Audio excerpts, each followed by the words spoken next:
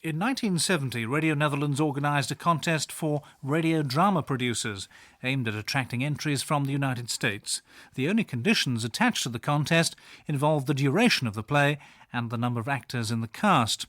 We've been looking through the entries as part of our sorting out of the archives and decided some of the productions were worth a second airing some 22 years later.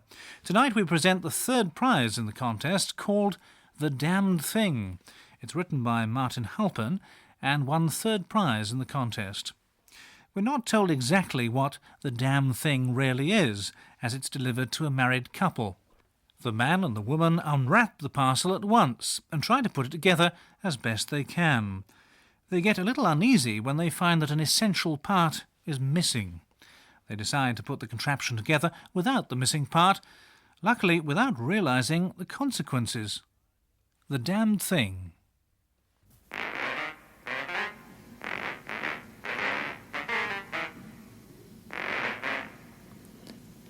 Oh, I give up, I give up. Can't give up. Mustn't give up. It has got to be here somewhere. That must have been the 10th time I've been through this pile. What's the use? If it wasn't here the first time I looked, how can it be? This must be the 20th time I've been through this pile. But you never can tell. You never can. Damn, where in hell could it have gone? Maybe that's where. Where? In hell, just sank down right through the floor. Cut that out. Or took wing, maybe, right up through the ceiling to the other place. I said cut that out. What are you doing up on your feet? Get back down and help me find it. Can't. It's too ridiculous. Look at you, groveling around on your hands and knees. I tell you, it just plain simply is not here. It's got to be here. Who says so? I say so. It was here when we opened that crate before, right? Both of us saw it, right? And no one and nothing's been in or out of this room since then, right? Well then, things don't just vanish. Right. Well then? Things don't just vanish. It has. Now just what is that supposed to mean? Things in general don't just vanish. It in particular has. No, that makes no sense. Damn, where are you, damn? Ah, there. You're on your feet, too. You've given up, too. We must try to be calm, systematic. Now, think. Where did you last see it? I told you. Over there in that corner, I think. You're not certain, though? I think I last saw it in that corner. What more can I... All right, where did you last see it? Over there, beside that big tangle of things. Are you certain, or do you just think so? All right. When, precisely, do you think you last saw it in that corner? Just before we started assembling, I think. I was bending over, picking up a part to carry to you, and...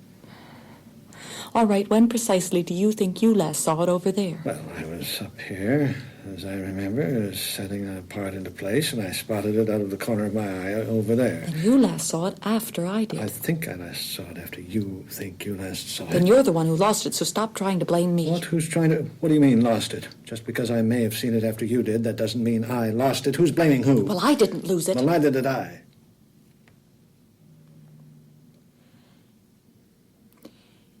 If it weren't such a mess in here, if there were a little more order... Oh, fine. Blame that on me, too. I'm responsible for the disorder. I didn't say that. I only meant if we hadn't just strewed the parts all over the place when we opened the crate and then... Look, what's order and disorder got to do with it anyway? A minute ago you said it's just plain simply vanished. Now you say, if it weren't for the mess, if there were a little more order. Well, if it has vanished, what's the difference whether there's order or disorder, a mess or a non-mess? It wouldn't be here anyway. Well, we'd have known. We'd have been surer sooner. What are you doing? Looking. I thought you'd given up. I have to do something. Can't just stand around arguing. There's a lot of energy built up in me. Yes, me too. Look at the damn thing. Look at it up there. Please, don't call it that. What?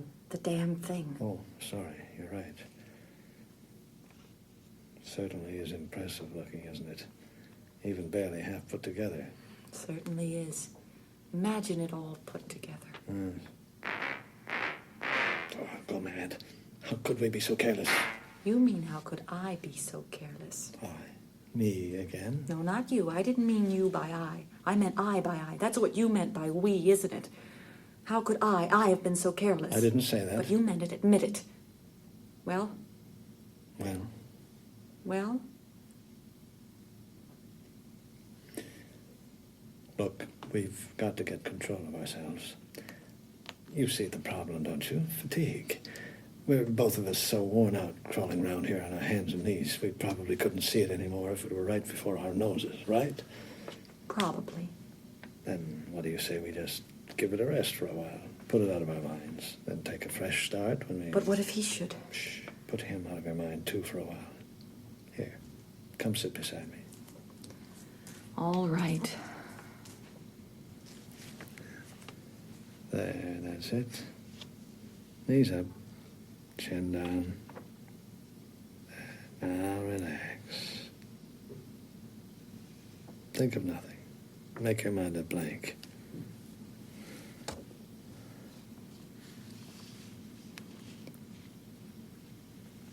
Maybe. Shh. Maybe it... Shh. Don't think about it. Shh. I'm sorry, I can't. Can't not just think about it. Too much energy build up, too much incentive. What is it you were going to say? Maybe what? Or maybe it wasn't there when either of us thought we saw it before. Maybe it was just left out. Wasn't in the crate to begin with. You mean we only imagined we saw it? It's possible, isn't it? Tricked us. Left it out on purpose. Well, maybe by mistake. He just forgot. He? Or maybe it's a sort of test. He's sort of testing us.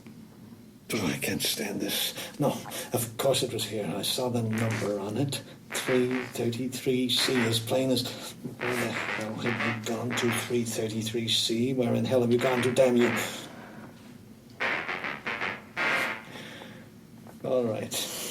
All right, if we did imagine it. What now? What do we do? I don't know. No telling how long he may be. He could come knocking this minute. Oh, I wish he would. Then we'd know, wouldn't we? We'd put it to him straight. Is this a trick, or did you forget?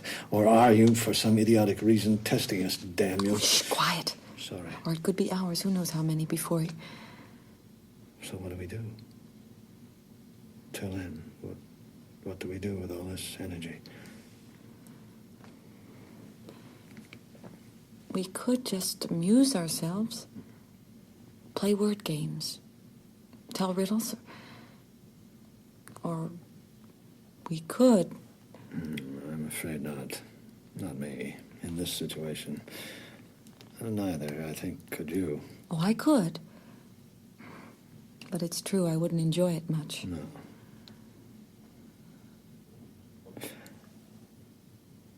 But there is another alternative. What? What is it? Tell me.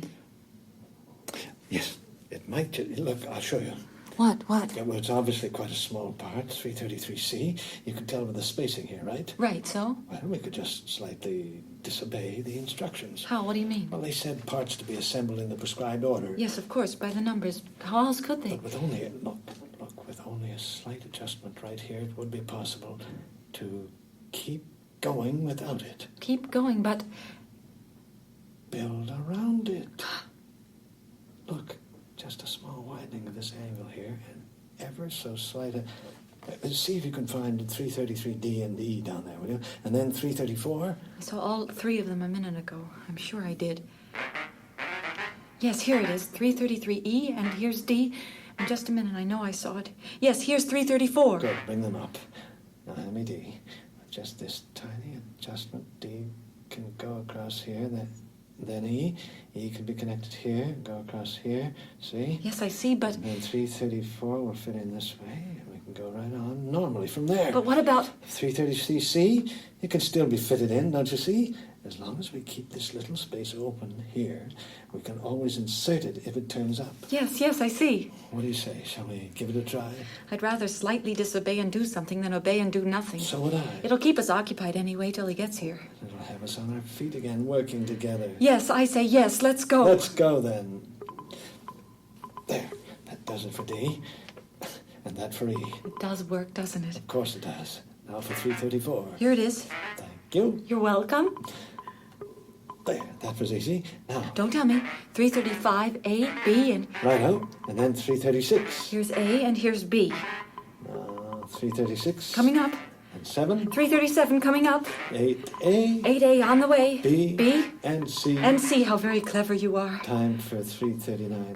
339A on the way. And B and C and D. How clever to think of this. 340A, if you please. A, B, C, and D coming up by the numbers. There's A in place. And here goes B.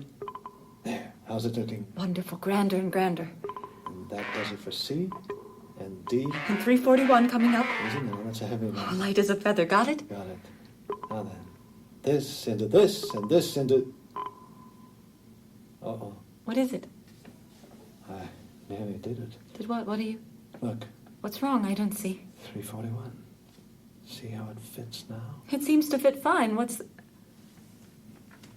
Oh, I see. Once it's fixed in place. There won't be any opening anymore to insert. That's right. So what now? I guess this is as far as we can go. No. Oh, it was so glorious there for a while. It certainly was. I felt like a child again. Me too. But we've got no choice.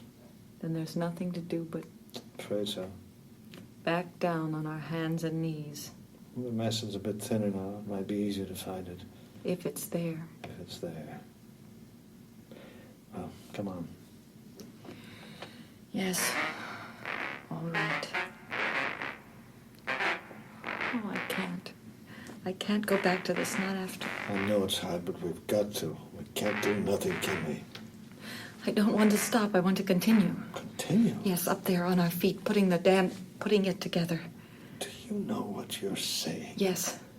Once that part's fixed in place, we'll never be able to unfix it. Not with our equipment. I know. But if we have overlooked something... We haven't. He left it out. So how can he blame us for going on without it? Oh, he could. He could say we had no business violating the instructions. We've already violated instructions. But in a small way, a technicality, nothing functional. Oh, I want to know. I want to know. What? What it looks like, complete, regardless What of... is expected of me? Oh. So?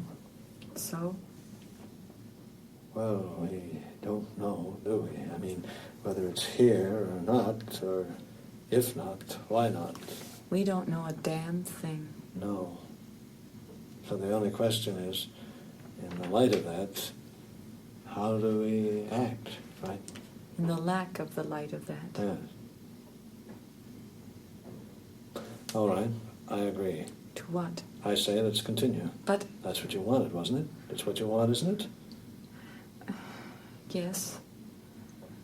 I think so. Settle then. Settled. Oh, here I go then. I can't watch. Don't then. Close your eyes or look the other way. Here goes. There. Done. And can't be undone. Well, that was easy. All right then, let's take it from here. Next part, please. What number are we up to? 342A, of course. Oh, yes, of course. It's right here. Coming up. Good. Now 342B and C and 343. Yes, coming up. Here's 342C, and here's 343. My, the mess is thinning out, isn't it? Sure is. And here's 343B. Got it. Now the rest, one by one, by the numbers. Coming up by the numbers. Good. Yes. There's another one. Just a minute. Coming up. Good. What's wrong? Did you hurt yourself? What is it? Nothing. Woo. What was it? I thought for a minute. Oh. But it wasn't. It was 383C. Whew. There, now, there. It wasn't it. It wasn't it. Oh, such a joy. This going back and forth, this bringing you things, this seeing it take shape under our hands. Yes, sheer joy. But then there's this awful empty feeling that comes sometimes in the pit of my... I know, in mine too. But try not to think about it. Look up there. See how far it's come under our hands. Come on, we can't stop now, can we? No, of course not. Let's continue. That's the spirit. What if it does turn up? It won't turn up. Put it out of your mind. But if it should, what would we do? I don't know. Hide it, maybe. Throw it away. Destroy it. Oh, no, we couldn't. It is not here, I tell you. You've got to forget about it. We both of us got to utterly forget, abolish, annihilate any lingering doubts. Hopes, any lingering hopes. Hopes, doubts, hopes are doubts. Doubts are hopes. Now listen, this is the only way. Start saying it and keep saying it over and over. It is not here. It will not turn up. It is not here. It will not turn up. It is not here. It will not turn up. It is not here. It will not turn up. It is not. Good, that's right. Now don't It will stop. not turn And up. as you say it, It bring is up the not rest of the here. parts one It by will one, not turn by the up. numbers. It is not here. It will not turn turn up. It is not here. Cannot turn up. Fine. It is not Keep it up here. now. It will Just not keep it turn up. up. It Right is from not that here. place, It in the cannot pits turn of up. Ust. It is not here. It will not turn up. It is not here. Cannot Cannot turn up. It is not here. Will never turn up. It is not here. Cannot turn up. It is not here. Will never turn up. It is not here. It will not turn up. It is not here. It cannot turn up. It is not here. It will never turn up. It is not. No. Don't stop. There's just these few more parts. It is not here. Will not turn Turn up. up. It is not here. Cannot Cannot turn up. It is not here. Will not turn up. It is not here. Cannot turn up. It is not here. Will Cannot not turn turn up. up. Is that it?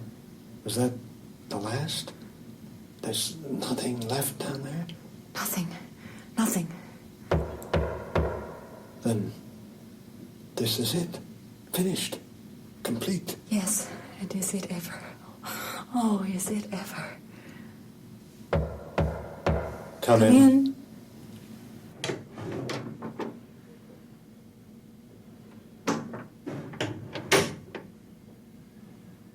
Magnificent. Magnificent.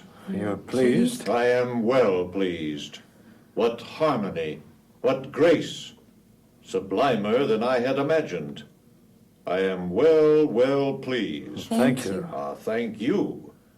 Mine the design, but yours the execution. Yes, that's that's right. right. And now for the moment of moments, the moment of truth. The moment of How truth. you must have looked forward to this. How I have looked forward to this. What is it supposed to do? Wait and behold. Wait and behold. The first spark, the initial animation. Wait. Yes. Uh, Well, what is it? Come, speak up. Speak up. the missing part. The what? The part that was left out. Left out? A part left out? Yes, Yes, absent, absent, omitted. Absent, you say? Omitted, you say? What can this mean? Nothing is ever absent. Nothing is ever omitted. We We looked looked everywhere. everywhere. What can this mean? You forgot to put it in the box. What? Or else it just vanished. Things do not vanish. Things in general don't. It in particular. Silence. Do you know what you're saying? Look for yourself if you like. It is not- Silence, I say. You have lost one of the parts. We didn't lose it. It just. Lost one of the parts. And yet you We built around it, yes. built around it, you say. We didn't know what else to do. Silence. Which part, pray? What was its number? 333C. Oh, Was it Important? such a small It part? couldn't have been too. the core, the heart, the essence, the reason for being of it all.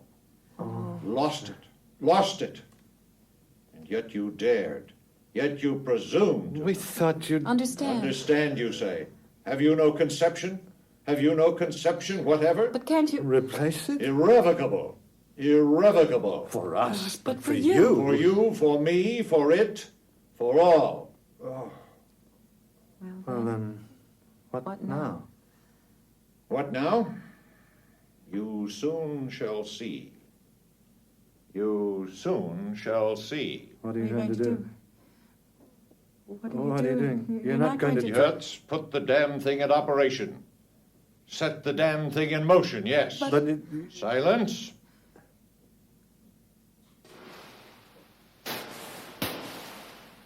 It doesn't work. of course. Silence.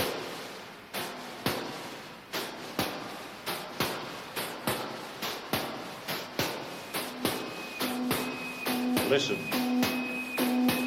Yes, just as I thought. What is it? Silence. Just as I thought. Just as I thought.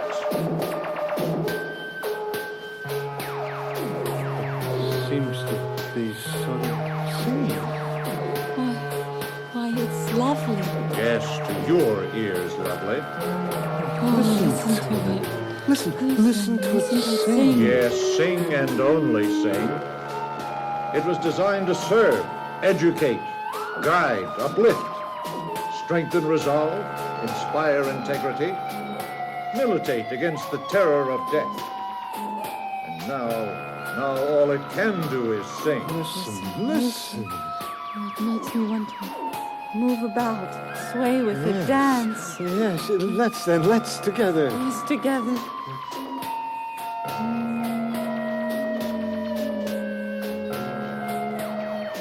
Dance then. Dance away together to its singing. Leaving us? I am leaving you. You to it, and it to you. Don't stop. Dance with me. Keep dancing with me.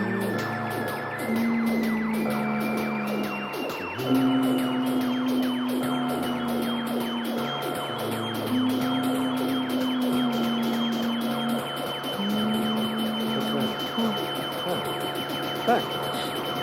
What? Look. Oh, no. What? It's coming. No, Look out. it's- Hey, look. It's lock the door. The door. Lock. Let us out. Hey! Help! Let us out! Let us out! Help!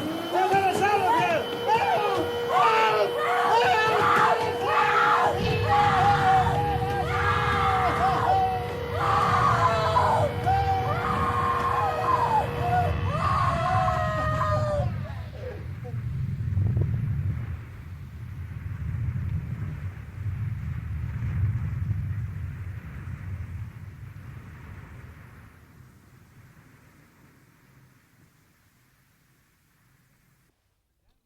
The Damn Thing was a play for radio by Martin Halpin. The cast was as follows: the woman, Penelope Reed; the man, Walter Marsh; and Ed Burrows as the designer. Special effects by Don Vogley. Technical presentation was by Marv Nunn. The play came from Radio Netherlands Sound Archives. Tonight's play is entitled The Way Out West by Laverne Kerr, and it won a second prize.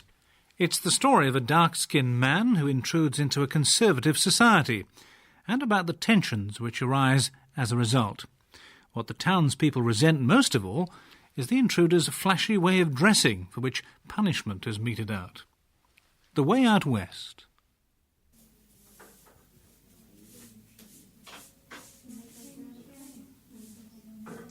Howdy, stranger. Nice morning. Say, aren't you the fella who bought the old Sturgis place out on State 35? Yeah, I thought so. Right nice little spread you got yourself there. Had a little trouble here in town a couple of nights back. Oh, you hear about it, did you? Yeah? Did you ever see him? And that pesky little motorcycle he had? No? Well, you're just about the only one in these parts that hasn't, then. Oh, he was a sight, that one. Old Wilson said when he seen him come in down at the train station, he said, that is, if you got a minute. Oh, yes, sir. Yes, sir. I know how it is when the ladies get to shopping. Coffee? Well, I won't say no. Here, let me prop my broom up, say, Millie, give me a cup, will you? Yeah, I was down there passing the time of day with old Wilson when the train come in, and this fella got down off it all by himself. nobody to meet him, and carrying one of those big, heavy laundry bags, like sailors carry their things around in. Only this fella wasn't dressed like a sailor. Here's your Sir. coffee. Yeah, thanks, Millie. No, sir, he sure wasn't dressed like a sailor, not by a long shot. Say, Al, will you look what just come in on the 720 there? I'll beat. Not much trouble seeing him, I guess. Not even if it was pitch black out here. Not in an outfit like that. What kind of get-up they call that anyway? I'll be jiggy do I know. I guess it's what them beatniks or hippies or whatever they are wear. But you look at that. Bright yellow pants, orange and green striped shirt, beads around his neck.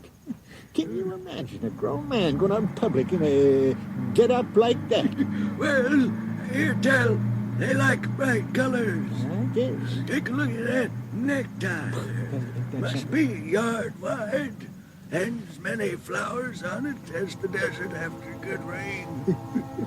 Never know what you're gonna see next in this world, do you?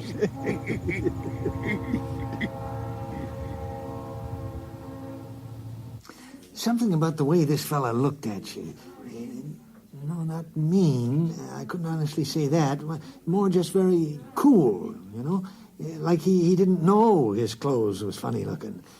So he stood around there on the platform while, like he was waiting for something. And pretty soon they set down off the baggage car one of these little motorcycles. And he loaded that laundry bag on the back and took off up Main Street sounding like a nest of hornets. A couple of days later, I heard tell he was staying in a rooming house down on Horsetail Street. But Oh, no, sir. No trouble at all about that. No, we got a different way of doing things out here than you do back east. No, man's got the cash money. Doesn't matter if he's purple or green. He can stay any place in this town he's got a mind to. Being new here yourself, you know how friendly and hospitable people in this town are. Well, no, he hasn't opened an account with us yet. But I cash his checks for him every month, same as I do for anybody else. Don't treat him a bit different. Well, no, not personal checks. They're government checks. Gets a pension or something, I guess. Yeah, maybe so. Maybe you're right. Well, if he is on the poverty program, that new addition I'm putting on the bank out there will come in right handy, won't it? Gotta have room for all that extra money, huh? Oh, well. Things could be worse. Won't last forever. That's the way I look at it. Yeah. You just wait till the next election. So I said to Pedro or Pancho or whatever the hell his name is, you know that Latina kid I got working for me? Well, just as soon as I saw that guy in town on his motorcycle, I said, now you get out there and dust off those cars, hombre. They look like hell. I mean, they really look like hell. So polish them up and none of that mañana stuff. I mean, right now. And get this. Particularly the Cadillacs, I told him. I'll bet he knows some really fantastic songs, huh, Joey? Don't you? I mean, the kind they don't ever play on the radio, huh, Joey? And doesn't he have the most fantastic clothes? I mean, they really turn me on. I have made the most fantastic effort to get Bobby to wear something like that, but he just hangs on to his old Levi's and his old boots like they were solid gold. Oh, unreal. So I told the greaser here in the kitchen to be sure and keep plenty of chicken fried up. And I told Sam to drop me off an extra watermelon now and then. Savvy? Yeah, he eats in here almost every night. As long as he behaves himself, his money's as good as anybody else's. But if you want my personal opinion, all that racial trouble they got in those big cities, it's my personal opinion that they could take a tip from us fellas out here that really know what it's all about. So I thought maybe we could invite him over to our discussion group a few times. You know, just to get acquainted so he knows we're with him and that we completely support him. You know, to reassure him that he has real friends he can count on out here. Why, then maybe we could, beat that boy. What? You know, James Baldwin. You read that. I know you did. We were talking about it just the other day. Beat that boy. You know, discuss the race problem with an expert. You know what I mean? Yes, sir. Every place you went, people was interested in him and as friendly as could be. Not like your big cities where nobody cares if you're alive or dead. No, sir. Wasn't any place that fella couldn't go. Nothing he couldn't do. Everyone treated him just fine. Oh, once a bunch of damn fool kids let the air out of the tires on his motorcycle and tied a flag on it and a sign saying Buy American.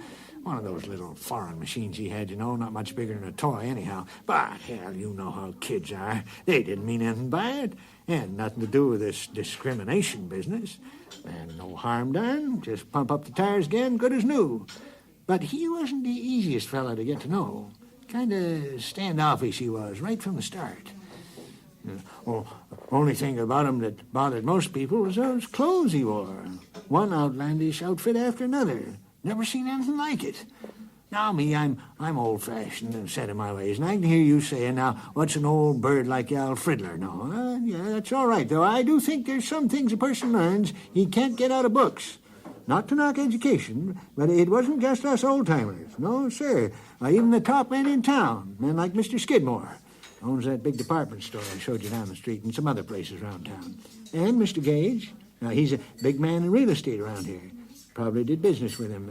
You did business with his firm, anyway, and you bought your place, huh? Yeah, well, men like that. Now, there's nothing old-fashioned about them. Forward-looking men. Like things up to date as well as anyone. Well. Look here coming down the street in his fancy duds. You suppose he's just walking along the street this morning like anybody else, or is he maybe on his way to protest something? I like to protest myself, those outfits he gets on. But what you mean is he just heading in there for a cup of coffee like the rest of us? Or is he maybe planning on one of those sit-ins or demonstrations? Well, he's not coming in for coffee, looks like. No, must be a march of some kind then. It sure is hard to tell when you only got one of them in town, isn't it? Yes, sir. Those two got a real sense of humor. Yeah, more people had a sense of humor, we wouldn't have half the troubles we got in this world today. Well, so anyway, I didn't think any more about it until later on in the evening. I was hanging around over in back of the barber shop. Now, everyone knows those boys over there don't think about nothing except the turn of the cards or maybe opening a fresh bottle. Horse? I could see a horse, but not that stupid sewing machine he rides around on. Well, Cox, whatever else you got to say about him. You got to admit, it takes a lot of guts to run around the open dress like that. Yeah, guts. So when the guts cause all that trouble. Oh, now, what kind of trouble can one little skinny colored fellow dressed up like a peacock make, Berkey? One? No. You just wait till he drags the others in here. Others? What do you mean by that? I saw it on TV. What they do every place. Detroit, Chicago, Newark. They run in all these guys from out of town, see? Mm-hmm. And then they cause all this trouble. And then when everything's all wrecked, that's when they clear out. Hell, Berkey, you always take everything too serious. Just get him out of those pretty clothes and then some boots and Levi's and a Stetson. He'll just be like anybody else. He'd still be black, though, wouldn't he? Give me 3. No, blacker than a ranch hand in summer. I'll take 2. Or an Indian or a Mexican. Got room for everybody out here in the wide open spaces, as long as they act decent. Don't try to put on like they're some better than somebody else. No skin off my nose. Well, it's off of mine. I I gotta look at him. Why can't he dress like a man? I get that taste of bile in the back of my throat every time I see him. Grown man running around in an outfit like that. I don't care what color he is. Well, now, maybe being from back east, he just doesn't know any better. You ever think of that? Did you, Berkey? So why are we sitting around here jabbing at the jaw all night? Are we going to sit down and have a little game of stud or what? Yeah, do me in. Well, it wasn't long before some of the boys took to teasing him a little. They're always fooling around, you know. If they happened to be standing on the street corner and he went past, they'd say something about what he was wearing. Not to him, you understand, but just kind of between themselves so he couldn't help overhearing it. Didn't make no difference to him, like I told you. Like he didn't know his clothes looked funny. Yeah, I've been thinking, what if coming from back east, it's all the clothes he's got? And, maybe he can't afford to buy Western clothes. Yeah, they're expensive, all right. This Stetson I got set me back $35. That's how come I hold on to the old one for every day. It's also how come you smell like a damn herd of sheep, too, Davidson. Oh, yeah. There's cheaper ones. But I guess I can see how a man might not want to get himself dressed up like a greaser either. No, that's what I've been thinking about, see? Well, for that... You know that shirt my old lady sent me last Christmas? Yeah. Too small. And you got your old Stetson. And, Berkey, you got some old Levi's around that you don't wear, so much. Yeah. If he hasn't got enough money to buy, maybe he could wear something that we had.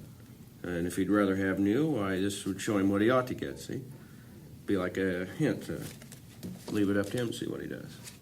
So anyway, that's what they done. They made up a big package of Western clothes, all their own things, and wrote his name on the outside to make sure there wasn't no mistake who it was meant for. And paid some Latino kid to take it over to this fella at his rooming house.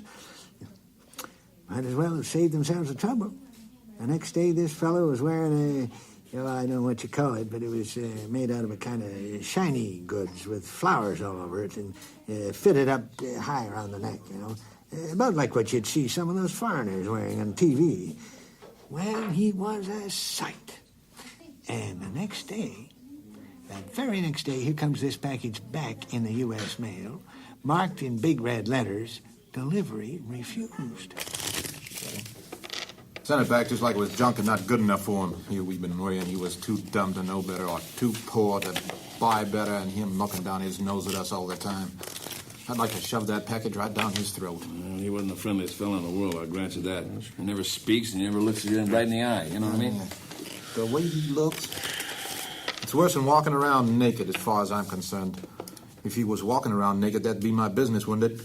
It'd be indecent exposure, wouldn't it? And they'd lock him up for that. You'd have a hard time making a court case out of that. I'm not planning on a court case. There's other ways. Like what? There's ways. How'd it be if he was in a fix or he had nothing to wear but Western? No, Berkey, you're always getting yourself in a big stew about nothing. Nothing? Why don't you just... Why, man, he threw that back in our faces like it was dirt. Fella could spit in your face and you just sit there and say, well, let's talk it over. Well, you talk. Only I'm going out to do something. You coming? I got to do it all by myself? Okay, you just sit there and to hell with you, but I'm going out and get that. Keep your pants on. We didn't say we weren't coming, did we? No. You got no more patience than a kangaroo rat. To tell you the honest truth about it, I'd just as soon not have gone with them. Sometimes they're a little high-spirited and hot-headed for an old duffer like me. But I was there, so I went along with him. Got in the car and rode over there to his rooming house and come in the back way.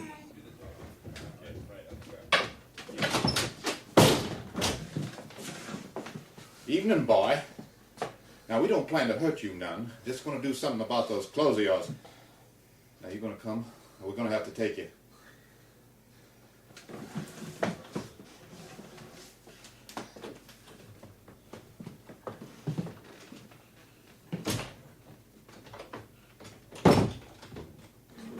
Well, sir, I'll tell you, my knees were knocking. But that fella didn't act a bit scared. Didn't say a word. Laid his magazine one side, calm as you please, and went out the door between us. So we, all of us, got into Berkey's car again and drove on out of town about 10, 12 miles, and Berkey the only one of us doing any talking. There's no way to dress out here. You got to wear boots and Levi's. Count of the Rattlers and the Cactus. Stetson. Keep your brains from frying in the sun. Well, we're going to give you a little lesson. And how come that's the way to dress out here? You're going to see. You're going to see whether you like it or not. We turned onto a little back dirt road, and it was dark as hell out there. You know how it gets, no moon and no lights but the headlights of the car. The boys left them turned on while they gathered up brush and tumbleweed and got a good-sized blaze going. And then they stripped off his clothes, about like skinning a rabbit. Yeah! Look at that shirt, will you? Loudest thing I ever saw in my life. You throw that in the fire, thing go off like an atom bomb. Here it goes. Guess that'll take care of that. Now, look.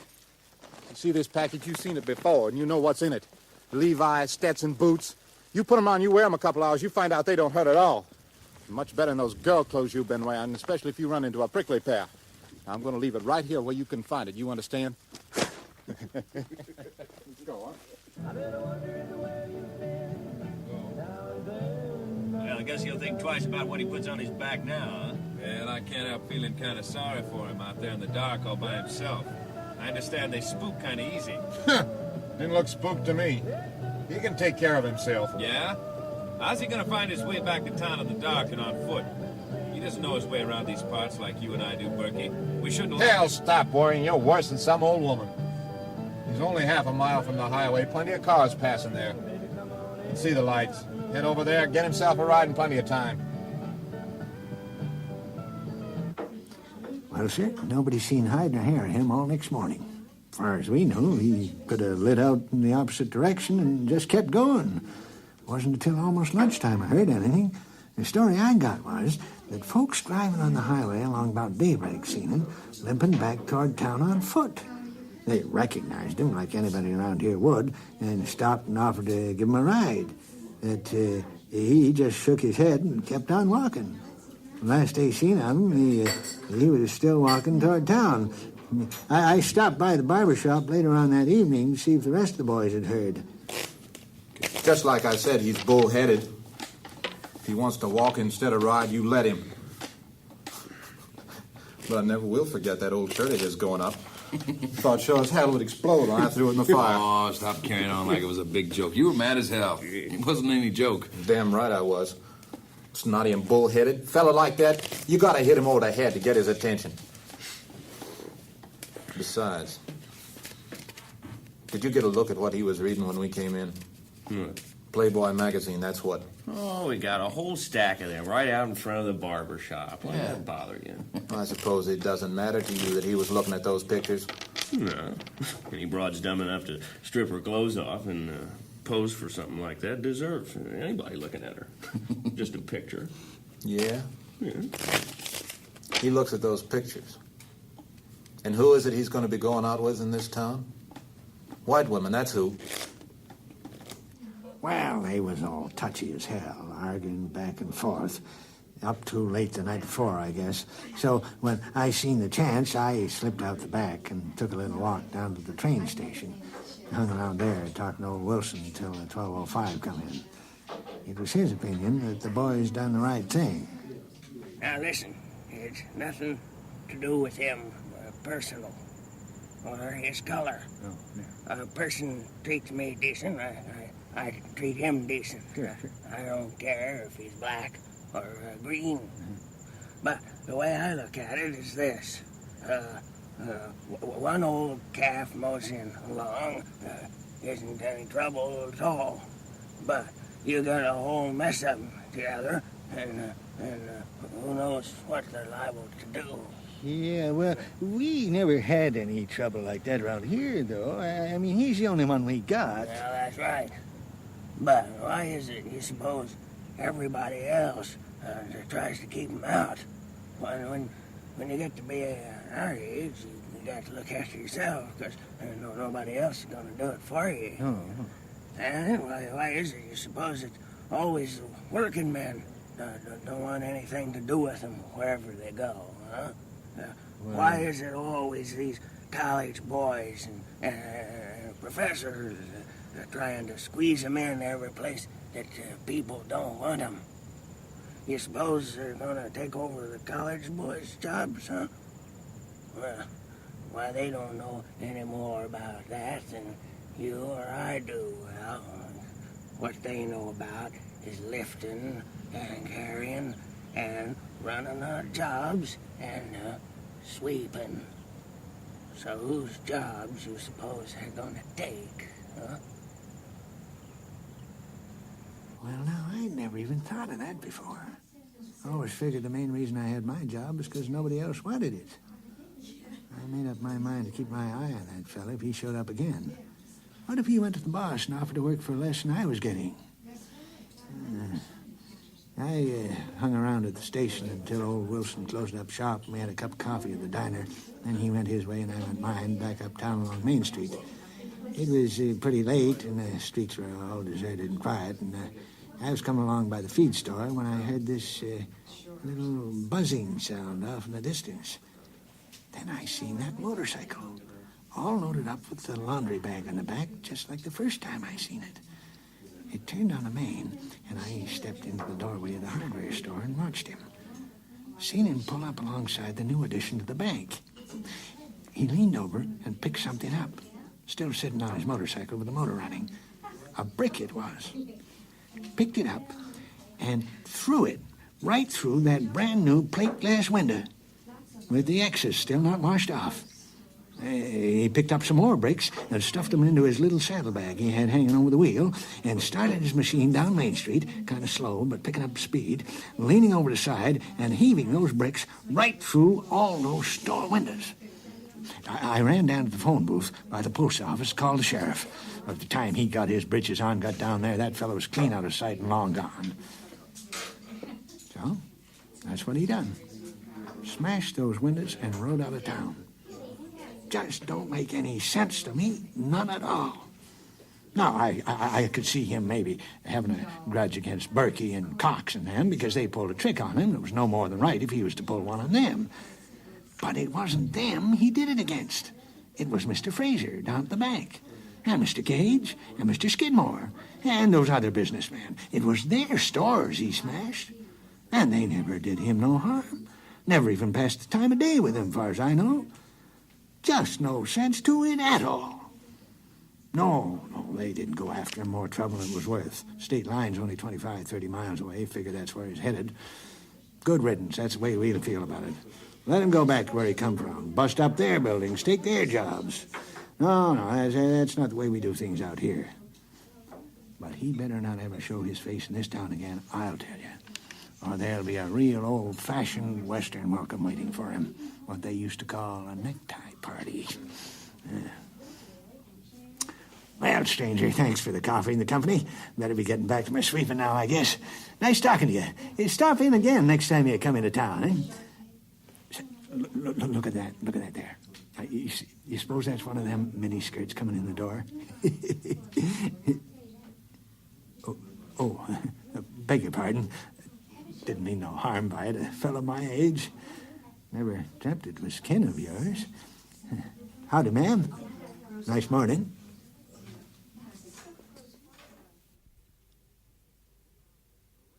The Way Out West, a play for radio by Laverne Kerr. Al was played by Walter Marsh, and others in the cast were Richard Brown, Ed Burrows, Ken Ost, Helen Tootin, William McKee, Patricia King, Jay Fitz, Carl Schmidt, Larry Upright, and Bob Hartenberger. Technical operation by Marv Nunn. That play was the third in our series, Saturday Stage, taken from material in Radio Netherlands' Sound Archives.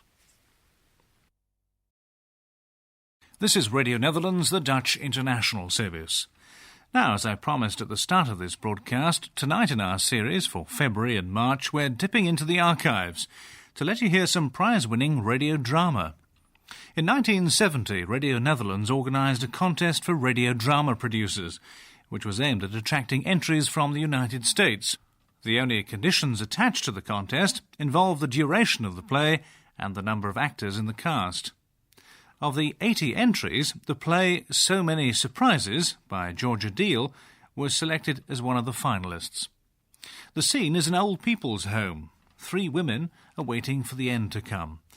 In surroundings where the pace of life is so slow, the slightest incident is blown up to assume a major and often shocking importance. So Many Surprises. Only 3:14. Such a long afternoon. Now you tell me, why do some afternoons have to be so long? It's because it's Visitors' Day and nobody's come. That's why it is. There ought to be a law. On visitors' days, there's visitors. I'm sure Ruthie would have come if John hadn't gotten sick. Ruthie's that faithful. Hardly ever misses coming visitors' days. Never more than once or twice a month. Well, that's half of them. She's missed the last 2 Wednesdays, so she ought to come for sure today. I told you, her husband is sick. I thought I heard you tell Mrs. Simpson he was better, just before she left this noon. It seems to me people with no kin of their own have too much time to think about other folks' affairs.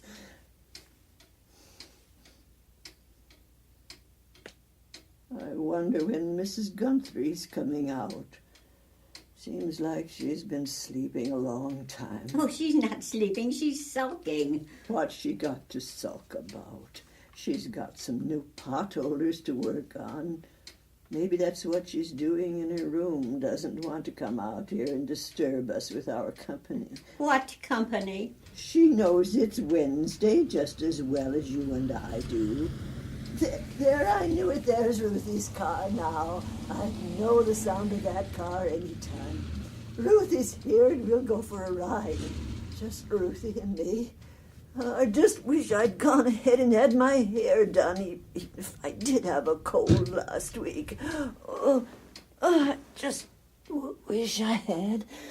Ruthie always looks so fine. Well, you can just sit down again. It's not your Ruthie, Mrs. Kimball. It's the cleaning truck for next door. Somebody from the Tip Top Cleaning Company is taking a blue dress into Mrs. Bolton. Oh. Tip Top Cleaning truck? Are you sure? Maybe there are 2 cars out there. Maybe Ruthie pulled her car around in the back. One time she did that. I was looking out the window for her, and she came in the back way and surprised me. Oh, it's late. She's not coming anymore today. It was only the tip-top cleaning truck like I told you. Oh, you're awake. I thought I heard a car in front. Well, it was just the tip-top cleaning truck, Mrs. Guthrie. That's all it was. But it's high time you got up anyway. You won't sleep again tonight. I always sleep at night. Never a night I can't sleep. Well, maybe if Mrs. Simpson gives you a sleeping pill. I can count on one hand all the sleeping pills I've taken in my life. Mrs. Simpson brought me hot milk. I thought maybe you couldn't sleep last night because of your nephew not writing for so long. Mrs. Simpson could have put a sleeping pill in that hot milk. You settled right down. Thinking's cheap. Go right ahead and think. I was sure it was Ruthie coming when the car door slammed. But it was only the tip-top cleaners taking a blue dress into Mrs. Bolton's. A blue dress? Oh, that's the one she had cleaned last week, isn't it? Maybe she spilled something on it. I'll ask her when I see her. I'll tell her you want to know. Think I'll just go back to my room again. For goodness sake, can't you take a joke? It seems like nobody can take a joke anymore. Myron, my husband Myron, was a great one for a joke, always doing something funny. Myron, I'd say, you ought to settle down and act your age. But he never would. He never paid any attention to his age, never did spare himself any, just worked like he was a young man till the day he died. I've been thinking of something I want to do. I'm going to have Mrs. Simpson buy me some yarn, and I'm going to make a little coat for Mrs. Bolton's little dog to wear out this winter. You might like dogs, but I like cats. When Ruthie was born, I had a kitten. My, but it was a pretty little kitten, all white, with the bluest eyes. But I'd heard never to have kittens or cats around babies. The hair gets in the baby's stomachs, or the cats lie on them at night and smother them. So he gave little Boots to the neighbors, and wouldn't you know, she got killed the next day. I did feel bad. But then, of course, I had Ruthie. We had a dog one time. Pepper, we called him, and you know, every time somebody said, "Pass the pepper," he'd sneeze. He really did. Isn't that funny? Would you believe it? Yes, I guess that's funny enough. I was never one for dogs myself. Once I had a little bird, and that was nice. I never knew you had a bird. I almost forgot it myself. He was yellow. Oh, what was his name? I can't remember. Maybe it'll come to me. Oh, it doesn't make any difference. No, it doesn't. Still, it would be nice to know. I'll try to think of it.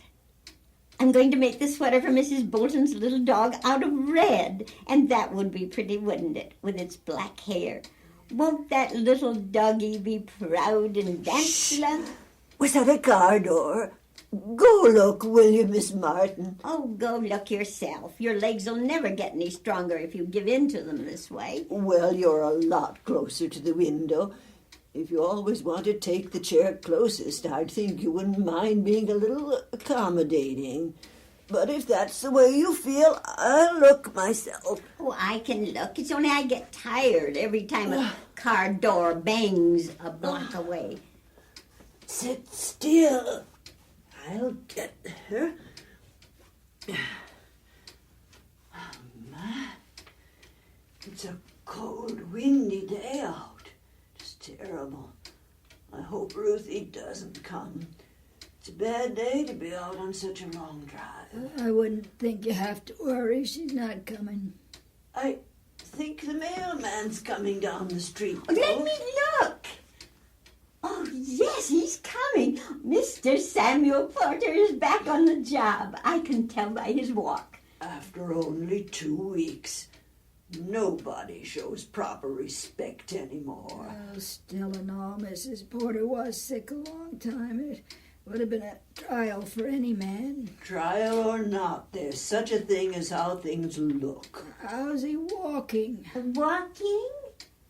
How do you mean walking? Oh, you know, slow and sorry, or spring-like, you know. Well, I'd say the way it seems to me, sort of in between. I always said to Myron, if I was to go first, I'd want him to wait a decent time. Of course, he said that was foolishness. How could anybody ever married to me ever look at another woman? Still and all, I know women, and there are always some as will take advantage of a man in his grief. He's sure taking his time. He's only in front of the Thompson house now. Folks have said he was good to her in her last illness, but then how does anybody really know? Oh, he's coming a little faster now. Must have finally figured out folks is waiting for their mail. Somebody just ought to tell him there's no sense being so slow. And someday I just might. Well, you'll have your chance now. He's almost here. Hurry up and I'll open the door and give you your big opportunity. He's turning up the walk now. Miss Martin, I don't want any hard feelings. Does it look like he's got much mail today? Miss Martin. Oh, good morning. My, but it's a windy day, isn't it? Yeah, it's pretty windy. Don't you want to come in and get out of it a bit? Well, I got a lot of mail to deliver today. Well, we ladies will make you some tea or anything you say. That's awful kind of you, but I got all this mail to deliver yet. Oh, well, then some other time, maybe? Yeah, some other time. Is that all for us today? Just one sale bill? Think so. Well, thanks. At least it's something.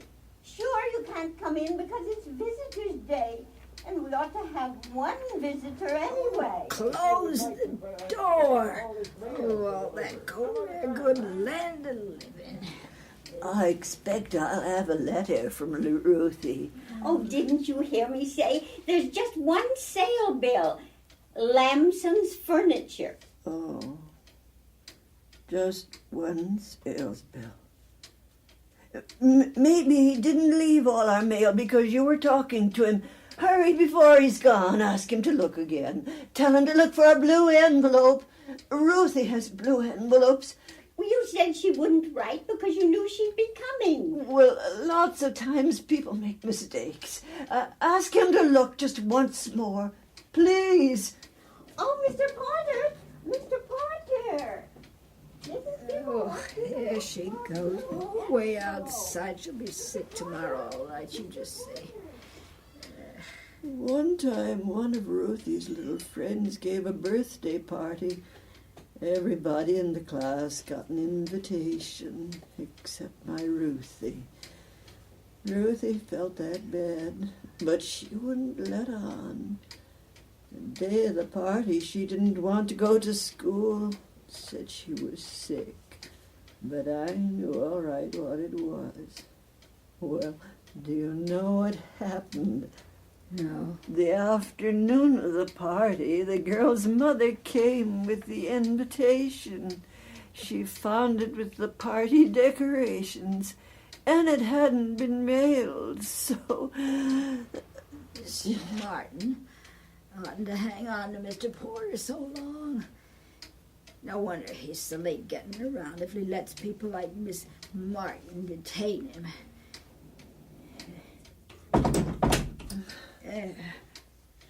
Oh, my, but I've had an interesting talk.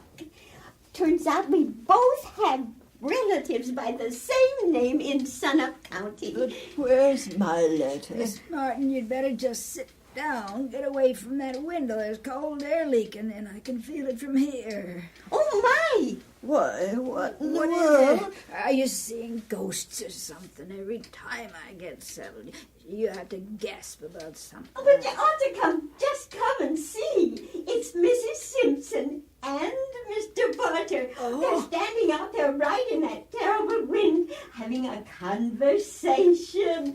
He's laughing. Oh, let Can you me believe look. that? He's laughing, laughing. Oh, my goodness. You're right. Why, they're laughing like fools. You know what I think? She's trying to attract him. She wants to be the next Mrs. Porter. Oh, she had it all timed. She came back just when she knew he'd be delivering all our mail. Oh, she's smart. She's a slick one. She's hard. That's what she is down underneath. She's hard as a rock. Yeah, he's giving her something. Goodness, yes. Isn't that...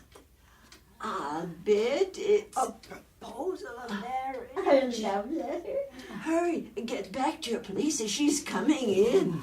Oh, my, he's waving goodbye to her.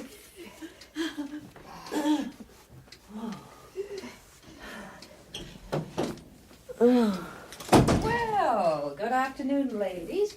Are you having a pleasant afternoon? There's been no visitors. Oh, I'm sorry. What's a visitor's day without visitors, I ask you? I expect Ruthie to come any minute now. She has her own car, you know. Comes and goes as she pleases. Her car is air-conditioned and everything. Who'd want an air-conditioned car in October? There are some mighty warm days in October.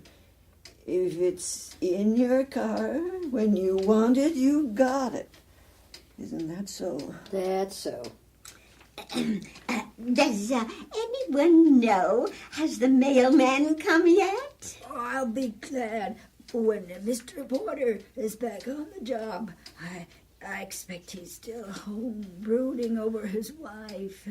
It'd be terrible hard carrying messages of joy to people when your heart is broken. Oh, hearts don't break all that easy. I think a man's heart is easier broken than a woman's. I don't think my husband would ever have stood it if I'd been taken first. He'd have just grieved himself to death. I know it for a fact. Maybe it's Mr. Parter's first day back on the job, and the mail is slowed down because he's brooding, you know. I dare say the mail will be along any time now. I'm just going to the kitchen to see how the girls are getting along with supper. Well, did you hear that? I call that cheek. All the mean things. Now, why couldn't she have said she just saw him casual like? She wouldn't have had to say they even talked to each other.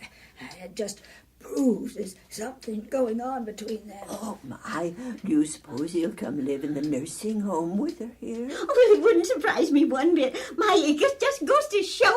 But... Show what? Oh, dear, I forget. I was so worked up. Oh, well, I wouldn't doubt one bit he'll come right here to live. Why would he want to keep up a home of his own with his wife gone and all? I'll never get over the way she acted like the mail hadn't come yet. I'll never get over that. Not if I live to be 100. Shh! She's coming back. I can see her coming. Don't let her know we were even thinking about it. Start talking about something. Think of something, Miss Martin. You can always think of something. Oh, dear, I can't think of a thing. And then I said to him, if you're going to have those ugly old raspberry bushes in your yard, don't you... Oh, haven't you ladies run down yet? You know, I don't think you need visitors. You're all very good company for each other. Now, here's your medicine, Mrs. Guthrie. Medicine? I'm not scheduled for medicine. There must be some mistake, Mrs. Simpson. You better just have a look again. Well, now, don't you remember the doctor ordered it the last time he was here? Oh, no one can ever say I'm forgetful. I never forget a thing, and I was never one to take medicine. Now, here you are, one big swallow, and it'll be all down. Oh, Mrs. Simpson is right, Mrs. Guthrie. You are supposed to take it. I heard the doctor say so myself. Oh, I tried so hard not to hear what he was saying to you, but can I help it if the walls are so thin? Don't pay any attention to her, Mrs. Simpson. She wants to be baby. I heard that. Oh, I heard that. Oh, give it to me. That's the end of that. And it didn't hurt a bit, did it? I played a trick. I knew if I said you just wanted to be babied, you'd take it. There's all kinds of ways to do things. Some take one way and some another. Oh, there's Ruthie. Tell her I'll be right there, Mrs. Simpson. My, but I'll be glad to hear her voice again. Hello, Cozy Nursing Home. Who? No, I'm sorry. You must want the Happy Manor. I'd try there. Wait, don't hang up. Maybe that's Ruthie's way of surprising me. Wait, Mrs. Simpson, don't hang up. Now then, Ruthie will call sometime. Don't you worry. Or you could call her. I'll call her for you tonight. I certainly won't call her. I might call her at the wrong time. She might be dressing to go out. Or be in the bathroom. She might think I'd gotten sick. No, I wouldn't call. She wouldn't like it. I tell you what, it's almost supper time, and there's going to be a surprise for supper. I love surprises. Oh, I do love surprises. If it's for supper, it's something to eat. Right. I bet it's rice pudding. You're close. Did you hear that, ladies? I'm close. Isn't that something? Wait, let me have another chance. I bet it's chocolate pudding. I can't digest chocolate pudding. It's something you can all eat. But do we all like it? Yes, it's something you like, every one of you. Then I'll have something to tell Ruthie about. Except if it's something she likes, then I'll feel that mean not sharing it with. I guess it doesn't bother her any if she can share her treats with you. Maybe she doesn't have any treats. Of course she has treats. Her life is one big treat. Ruthie has always had everything she wants. Now, ladies, just be easy. No need to be quarrelsome. Well, seems you're in a fine mood, Mrs. Simpson. What's happened to you that's so wonderful? That would be telling. Oh, well, somebody ought to tell us something. Here we are, day after day. Just us. Oh, I'd say you're all pretty lucky. It isn't just everybody has somebody to pay enough money to keep you here. You just ought to look around at some of those other places people go when they don't keep their own homes. I don't like to have my nose rubbed in it is all. Oh, well, come on, you might as well tell us. Something's up. You've got something going. Oh, I don't tell everything I know. No, and I don't either. But I've been thinking. Oh, that's nice. I've been thinking, too.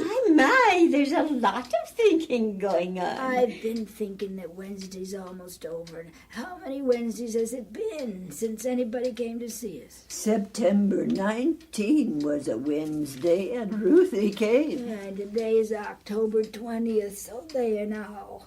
Now, what was I thinking? Oh, if we change Visitor's Day to Thursday, it might be more folks would come. Oh, wouldn't that be nice? I wonder what Ruthie would say to that. My, but I'm going to have a lot to write to her tonight. Oh, this day is just turning out to be just full of surprises. Isn't it exciting? You just might die of surprises. I remember when I was a little girl, just maybe 10 or 11, we lived on a farm. My, but the barnyard was bare, always picked clean and dusty. Well, one day it was a Sunday, and we were to have company. The preacher was coming, and his wife and his little girl. Her name was Tina, and she was just my age. I'd only seen her just once before because she'd been sick, and I lived back east with an aunt. When I saw her, she had on a white dress and a blue satin sash. My, it was just beautiful. Anyway, that morning I went out to get eggs across the barnyard that was so bare. It was a beautiful morning. Hot, though. My, it was hot. Already things were sticking to me. I had an undershirt on, would have been good for winter. My dress had lilacs on with green stems. In church, I'd trace my finger from one stem to the other and pretend I would fry in hell if the preacher caught me when I was on the white. Why, Miss Martin, that's the very most I heard you ever say. And I had on my dress with the lilac flowers, and I wondered just how that blue sash of Tina's would look on it, and that maybe she'd let me try it on. And then, when I was coming back across the barnyard that hot day, I had 6 eggs. The red rooster just took after me, and I fell down. I fell down on the eggs. Oh, think of that. And I cried, and my mother came and said, "Stop crying and get up. You'll get over it." Only somehow, sometimes I think I never did. I'm going to tell that to Ruthie. Don't you dare! That is mine, all mine. Oh, I wish I hadn't told you. I've got a secret and I won't tell. Not unless you treat me well. A secret? When Mrs. Kimball had to act so smart and tell Mrs. Simpson I wanted to be baby, do you know what I did? No. No, and you don't know and you don't deserve to know, but I'll tell you anyway. I got that letter that Mr. Porter gave Mrs. Simpson right out of her pocket. Oh, my. Hurry, look at it. I'll bet it's a proposal of marriage. Some folks say that you can tell what's in a letter just by feeling. Let me feel it a little bit here. No, it doesn't feel exactly like a proposal. I think he's asking her to go to the movies. The movies? Oh, I do wonder what's playing. Hurry, read before Mrs. Simpson comes back. Do hurry.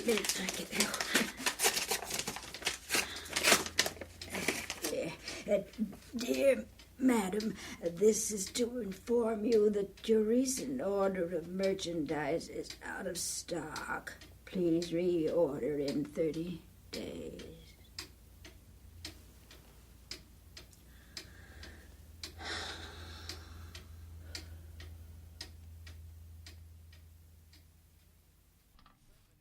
So Many Surprises was written by Georgia Deal. The cast was as follows: Agatha Church, Mrs. Kimball; Eleanor Grant, Miss Martin; J. Fitz, Mrs. Gundry; Carol Cowan, Mrs. Simpson. Sound balance was by Don Vergley, and the producer was Hans Jongers. The play came from Radio Netherlands Sound Archives. Tonight we're broadcasting the play entitled Post Mortem, written by Benjamin Bradford, which won the first prize in the Radio Netherlands Golden Windmill Contest. A young man who's taken part in a demonstration calling for more love in the world has been shot dead. Only through the medium of radio drama can the pathologist, who performs the post-mortem, engage in a dialogue with the young man. The discussion reveals all the contrasts separating two generations. Post-mortem.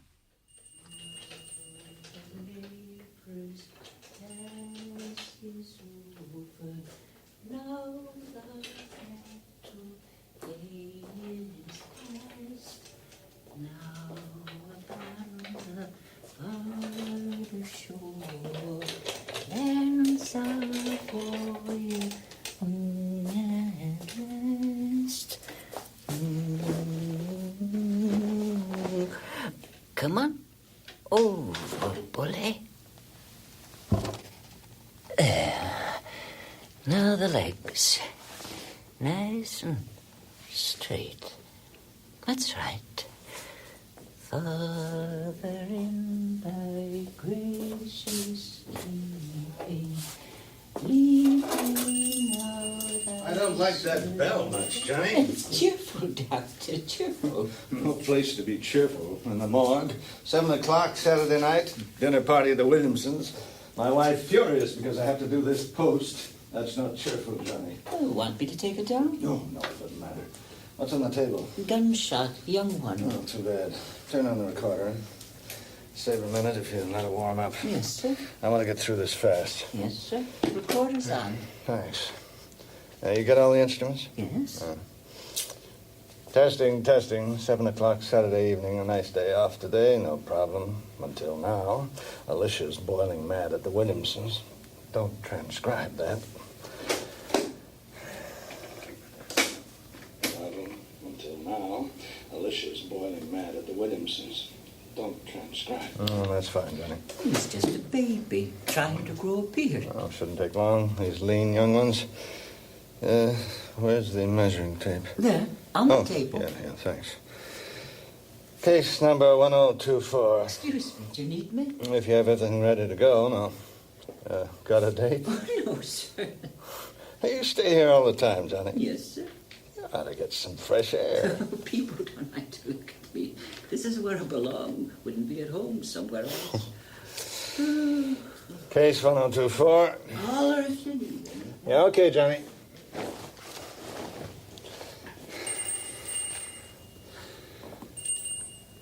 This is a young, slender Caucasian male. 17. I'm 17. Dolichocephalic. Must be about 20. 17. Date of birth, August 27th, 1954. 9 in the morning. Conveniently. I never wanted to put anybody out, least of all my mother. The subject is 67 inches long. There's a 6-centimeter contusion of the right temporal area. Without apparent fracture. Fell against a stone bench. Lucky I didn't break my head. There's a puncture wound in the mid-clavicular line, 4th left interspace. Appears to have been made by a medium caliber bullet. Thought it was a cannonball. Medium caliber. The genitalia are those of a normal adolescent male. That's nice to know. No scars, no other remarkable external signs. Very ordinary. No evidence of extrusion of the bullet. Assume it is lodged in the thoracic cavity. I'm not really very comfortable on my side. Okay, back in your back, boy. That's better. But I suppose my hands should really be crossed on my chest. Oh, catch that, will you, Johnny? Yes, sir. No point in doing a brain. Chest and abdomen. Hope the bullet won't be hard to find. Can spend a couple of hours looking around for it. I'd hate to take up a couple of hours. Well, tell her I don't know yet. It just started. Tell her I'll call her as soon as I finish. I must be messing up your evening. Oh, it's all right. I'm used to it. But Alicia doesn't like it. She likes for me to be where she wants me to be, and when. Funny, she used to not seem to mind so much. I guess we change. She gets worse all the time. Sure, I'm sorry. Might as well open the chest. Gotta find that blasted bullet. Go ahead.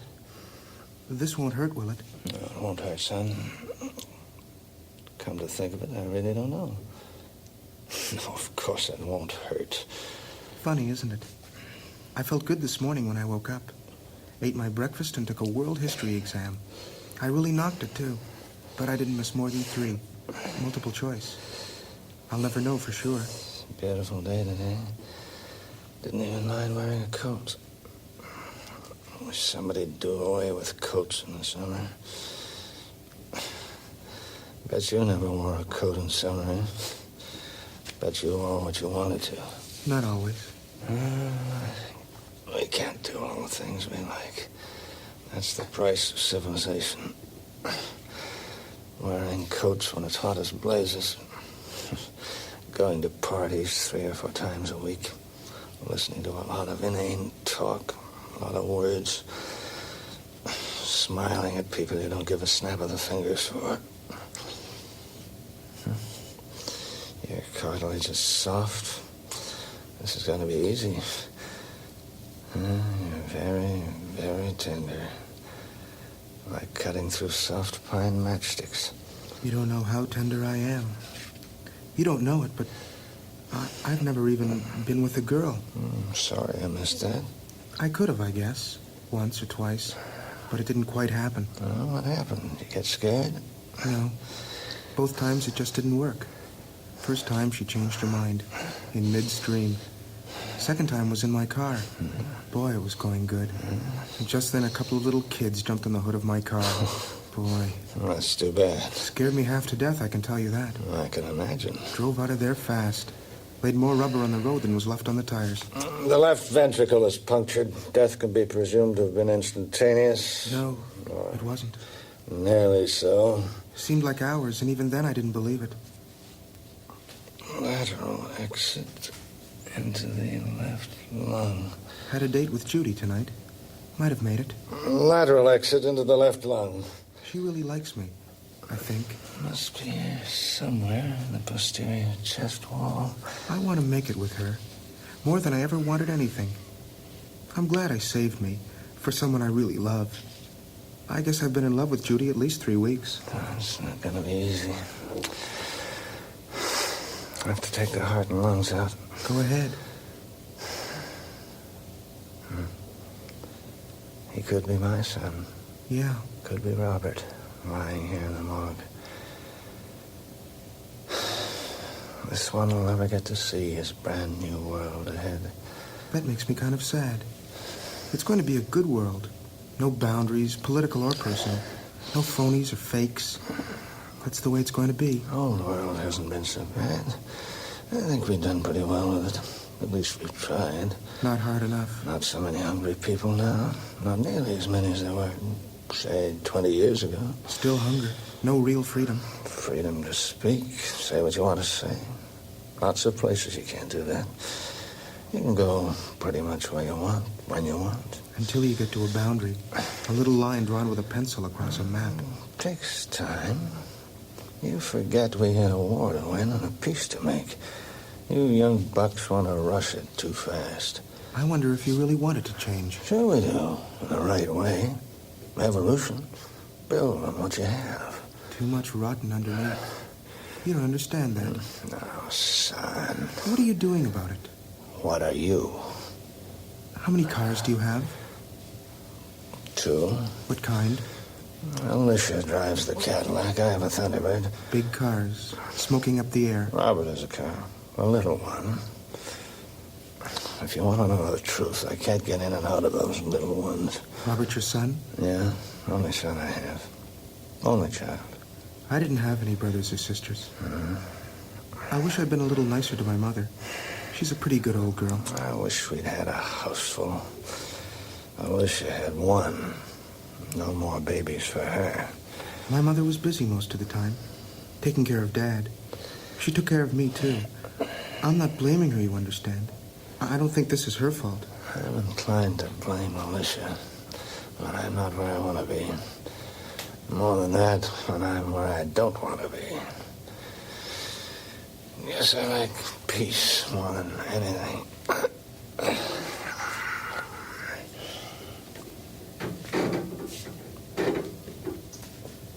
The lungs weigh 650 grams. Correction, that's 1,650 grams.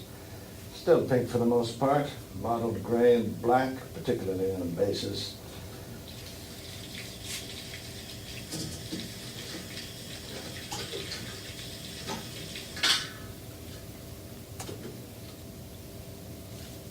He didn't breathe enough of this air to turn them black. Bet mine and look cool. Every time I smoke a cigarette, I worry about it. I smoked a cigarette once when I was 14. Didn't like it a bit. I smoked grass a couple of times. Oh, how is it? Nothing much. I put on a show for my buddies. Guess they were putting on a show for me, too? Like my first bottle of beer. I don't like beer. Guess it grows on you. Doesn't do much for you, really. Unless you think it does. I see. What I mean is, it's no big deal. I wish I'd never started smoking. I wish I could quit. Then quit. It's not that easy. I have problems you youngsters don't know anything about. Money, mostly. If you don't want much, you don't need much money. The heart weighs 420 grams. There's a 1 centimeter opening in the anterior aspect of the left ventricle, nicking the anterior coronary artery. There's a somewhat larger opening in the lateral aspect of the left ventricle. This corresponds to the trajectory of the bullet passing from right to left and slightly posteriorly.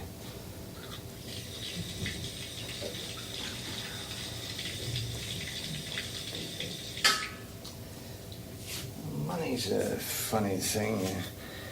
You think you want things. Not everyone.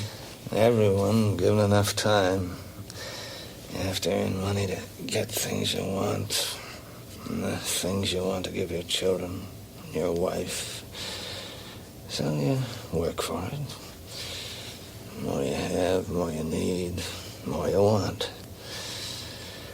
Security, that's what you work for. I'm afraid someone's going to take it away from you. You can't go back. Can't even stand to think about it. And you want to leave something behind. I didn't really want much. A few books, enough to eat. What's to want, really? Oh, you're too young. How old are you? 17. Oh, you look older. Must be the beard. I was trying to grow one. Oh, you'd look better with a shave. My dad said that, but he laughed. He didn't mind. Oh, well, he knew you'd get tired of it. Shave it off. It's not important.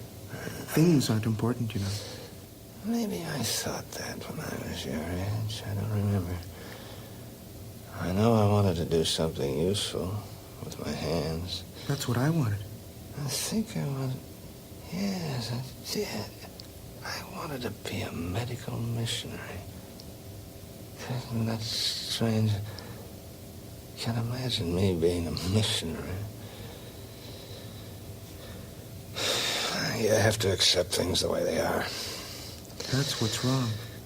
You can't accept things. You have to see what's bad and try to change it. You have to. You can't change people. Human nature. When you realize that, you... Become self-satisfied? You just accept and try to do the best you can. Which means you don't do anything.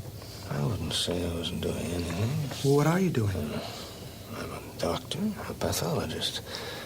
I can look at a bit of tissue and tell you if it's malignant. So what? It's an important skill. Takes years to learn. The surgeon knows what to remove. So the patient dies quicker or slower? Still dies, doesn't he? No, not always. We save lives. Well, you didn't do so well with me. It would have taken a magician, not a surgeon, for you. I don't think anyone even tried. For me. It was like nobody cared. Oh, it was too late to try. You don't understand. You're too young. Why is it? When you can't give a decent answer, you say... All of you say, I don't understand. I'm too young. Well, because you don't. It takes maturity. Well, I understand plenty. I understand you're scared. Scared we're going to do something to your things. I think we'd better get on with this. I don't have all night. Neither do I. You have forever. I gotta find that bullet. Why? What's it matter? So we can find the gun that fired it. And the man. We? They, the police. That's funny.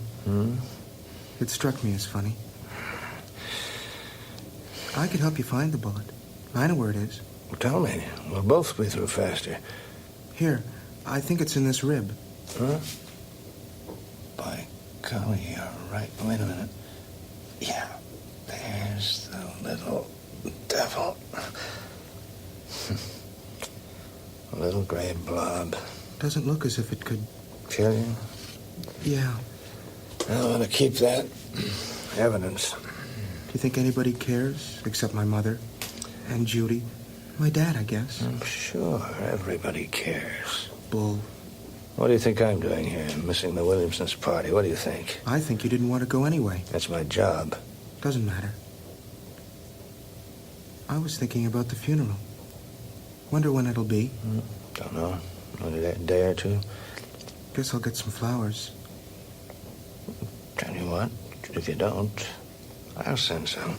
What do you like? I always liked nasturtiums. The leaves are good to eat. Sort of sweet and sour and funny all at the same time. I never tried them. You should. I wanted to try everything at least once. I don't think they send nasturtiums to funerals. Roses, sprays of chrysanthemums, things like that. Big flowers. To make a big show, like they really care. People care, son. You have to believe that. Guess some of my friends will come. Do you think they'll cry? Oh, the girls. I don't mean the girls. Girls like to cry. I mean the fellows. Fellows aren't supposed to cry. That's one of the first things I taught Robert. Men don't cry. I do. When no one's looking, if I see something sad, I cry. Yeah, I do too. When no one's looking. Don't tell Robert. I don't even know Robert. He in school? A sophomore. You ought to see the grades he brings home. I'm proud of him, I can tell you. You don't see Robert running around tearing things up, running with a pack of rabble. No, sir. He knows what he's in school for. What school? The university. Yeah, me too. Pre-med. He wants to be like me. He even looks like me. Well, he doesn't smoke or drink. Doesn't use drugs like a lot of you. You sure? Certain. He's not that kind of boy. Oh, his hair's a little longer than it should be. Like yours. And he tries to grow a beard, and he can't. No, never any trouble with Robert. Like my mother. Never any trouble with me. Bless her heart. I'm going to miss my mother. I guess so.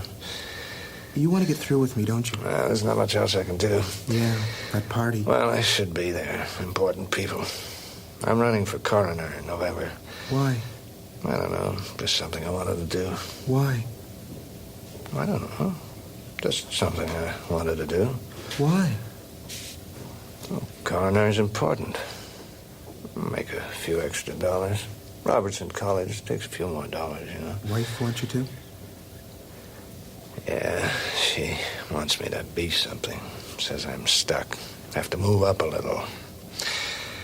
Yeah, I guess that's what she wants me to do.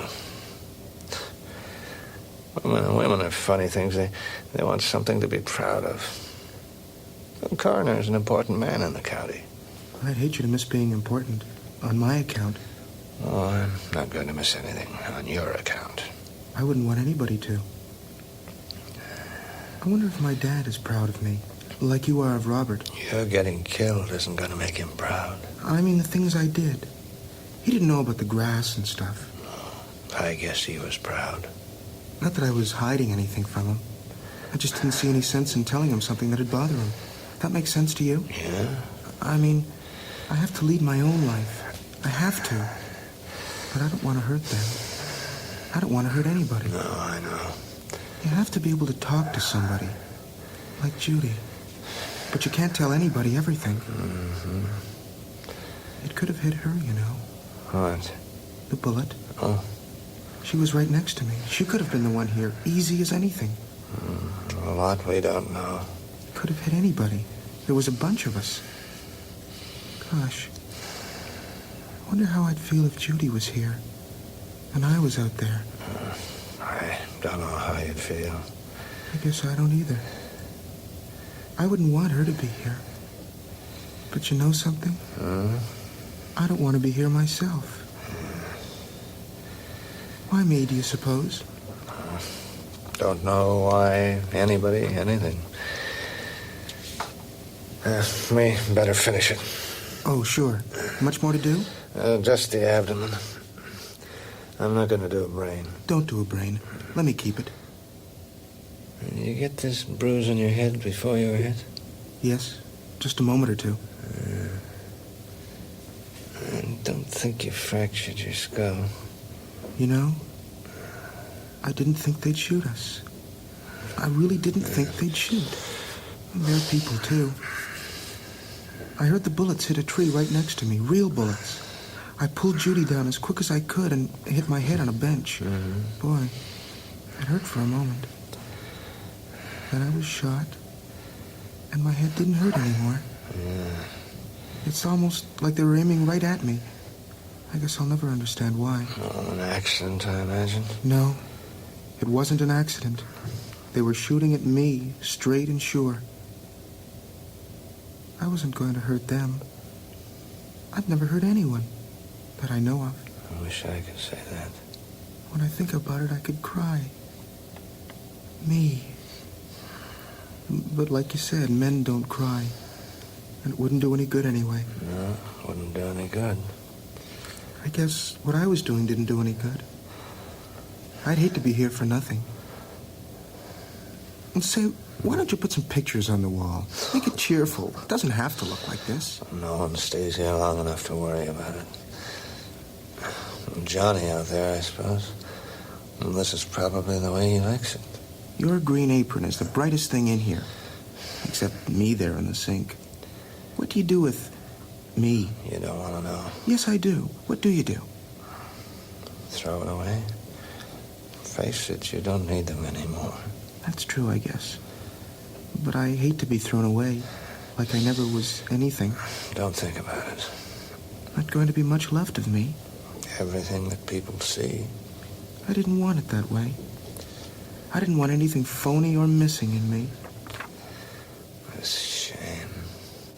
It's a shame to lose a fine young fellow like this. Sturdy. Smart, I bet. Never had a chance to put his strength into the human race. Something wrong here, killing a young fellow. I guess it was one of the accidents of living today. It was not an accident. Sure it was. They didn't mean What's the difference? I'm dead. However it was, they shouldn't have killed you. It never entered my mind, being killed. I was carrying a big placard. You know what it said? What? L-O-V-E in 12-inch letters. That's all. Just love. I spent half the morning after my history test making that placard. Dark green letters on a piece of white cardboard. Boy, it really stood out. Like a target. I'd like for someone to bring it to my funeral. Right to the grave. Do you think they will? No way for me to know.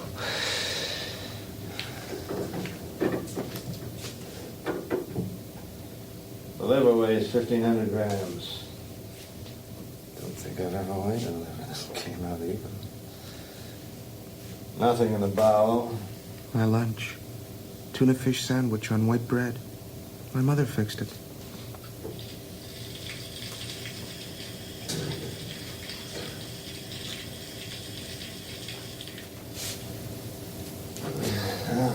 Have to sew her up. I didn't think you'd do that.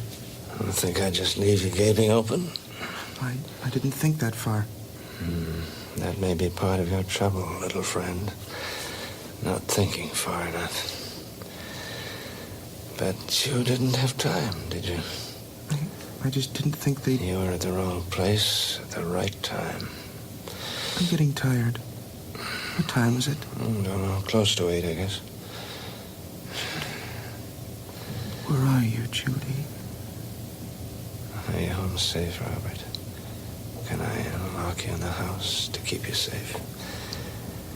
Can I hold your mind? That's what I was thinking when I was hit. About you, Judy. Protecting you. Tender. I bought beautiful. A blue Corvette. A blue Corvette. Gentle. Because he wanted it. Because I love him. What's my name? I don't remember my name. I'm scared to death every time he drives it out of the garage. Mike? Bill? What's the difference? I could kill him, keeping him safe. What's the right thing to do? Too early for bed. I'd like to read a while before I go to sleep. I don't want him to be like me. I want him to be a lot better than I've ever been. I guess it is a new world. I hope he can live in it. I'm almost too sleepy to read. Maybe tomorrow. Well, that's it. You don't have to tuck me in, Mother.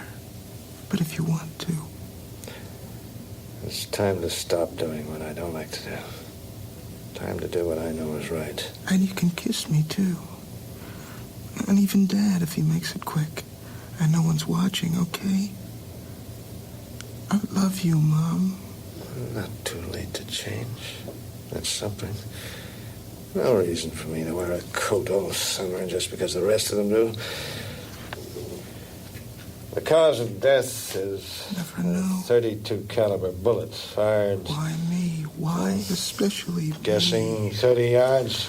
Love. That penetrated and perforated the heart, lodging in the 5th rib, posterolaterally.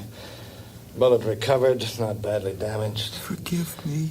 Incidentally, there's a contusion of the scalp. For doing so occurring little. ante-mortem. Forgive me. Johnny, you can put him in the box.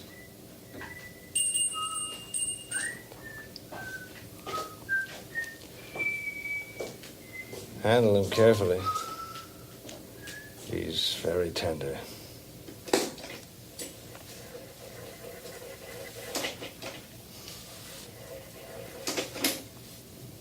.32 caliber bullets fired. Guessing 30 yards. That penetrated and perforated the heart, lodging in the 5th rib, posterolaterally. Bullet recovered, not badly damaged. Incidentally, there's a contusion of the scalp, occurring ante-mortem. Johnny, you can put him in the box.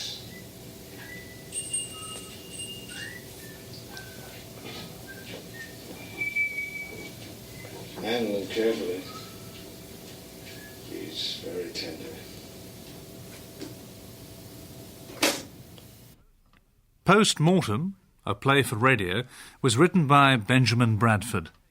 Those taking part: Walter Marsh, the pathologist; John Stocker played the part of the young man; and Don Robinson was Johnny, the morgue attendant. Sound balance was by Mary Nunn, and the producer was Hans Jongers. This is Radio Netherlands, the Dutch International Service. My name's Jonathan Marks, and I'm here to host another instalment of our series entitled Saturday Stage. Today we turn to the field of cabaret. I personally think it's a pity that a lot of the Dutch cabaret is only recorded in the Dutch language, so we can't play it on the English service of Radio Netherlands. Even though Holland is geographically close to Britain, there are differences in the sense of humour, although they're not as vast as if you drive an hour east of here over the German border. I've been listening to some of the sketches recorded in the 1970s and early 80s by the Dutch cabaretier Paul van Vliet, born in The Hague. His grandfather was a member of the Dutch Parliament. His grandmother, Grietje Grimm, was a direct descendant of the brothers Grimm. And his father was a drawing teacher and puppeteer. With that background, he dabbled in journalism, was drafted into the Dutch army, studied law, and then went onto the stage. Ladies and gentlemen, we proudly present A Dutch Street by the Lex Jasper Quartet and Paul van Vliet.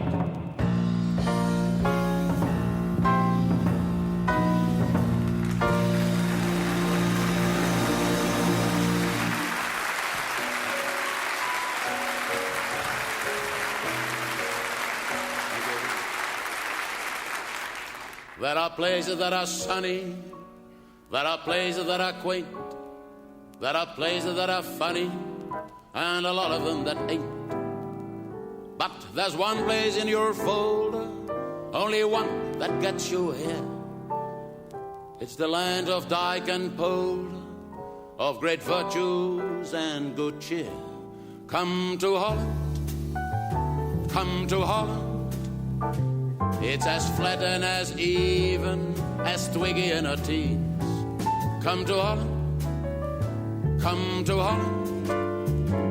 It's so densely populated, you keep thinking of sardines. Come to Holland, come to Holland.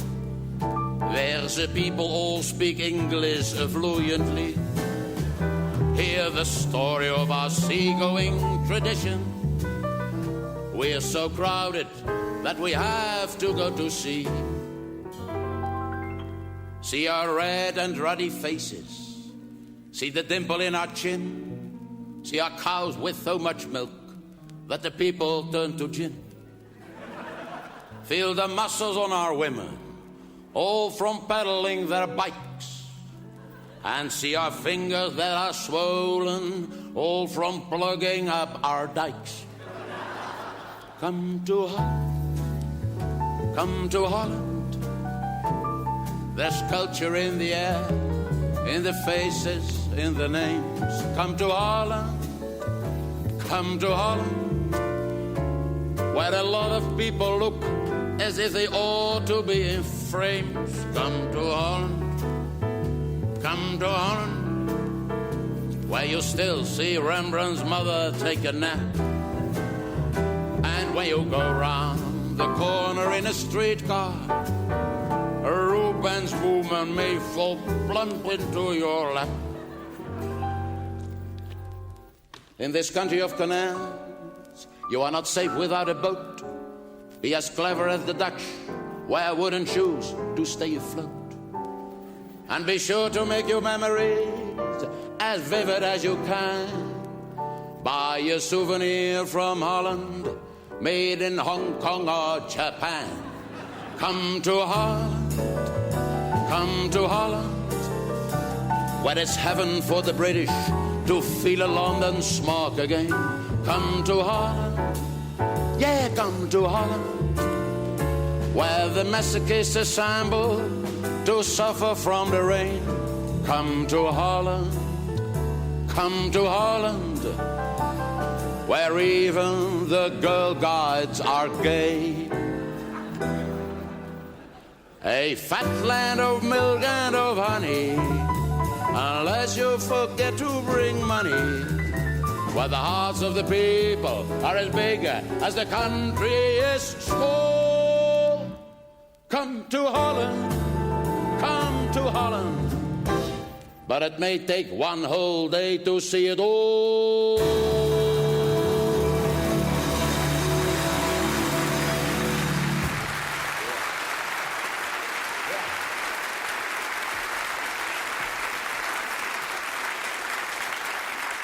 Good evening, ladies and gentlemen. My name is Paul van Vliet. Paul is Paul.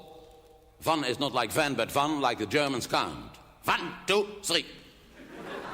And Vliet is what the British used to have before the Falkland War. So, Paul van Vliet. But what's in a name? Who said that? Shakespeare. Very good. William Shakespeare. That's why I like to quote well-known authors. It makes the audience feel so intelligent. But Shakespeare was wrong. There is a lot in the name. The character of a nation can be found in the sound of the names of heads of state and prime ministers. Ronald Reagan. Margaret Thatcher. Helmut Kohl. François Mitterrand et alors Le Bourse. And in my passport it says Paul van Vliet Cabaretier. Cabaretier, of course, it comes from the French word cabaret, which started, believe it or not, years and years before Liza Minnelli was born. Cabaret, traditional theater. In America, there were the golden days of vaudeville, in England, music hall. And we on the continent, we had cabaret, which has all but disappeared except here in Holland, because it's a small country of merchants and traders. We've always had to be very careful with our money. Careful. Some of our jealous neighbors say we are stingy, even miserly. For instance, the Belgians. The Belgians like to tell insulting jokes about us, and we like to tell insulting jokes about the Belgians, which isn't so nice for us because we understand the jokes.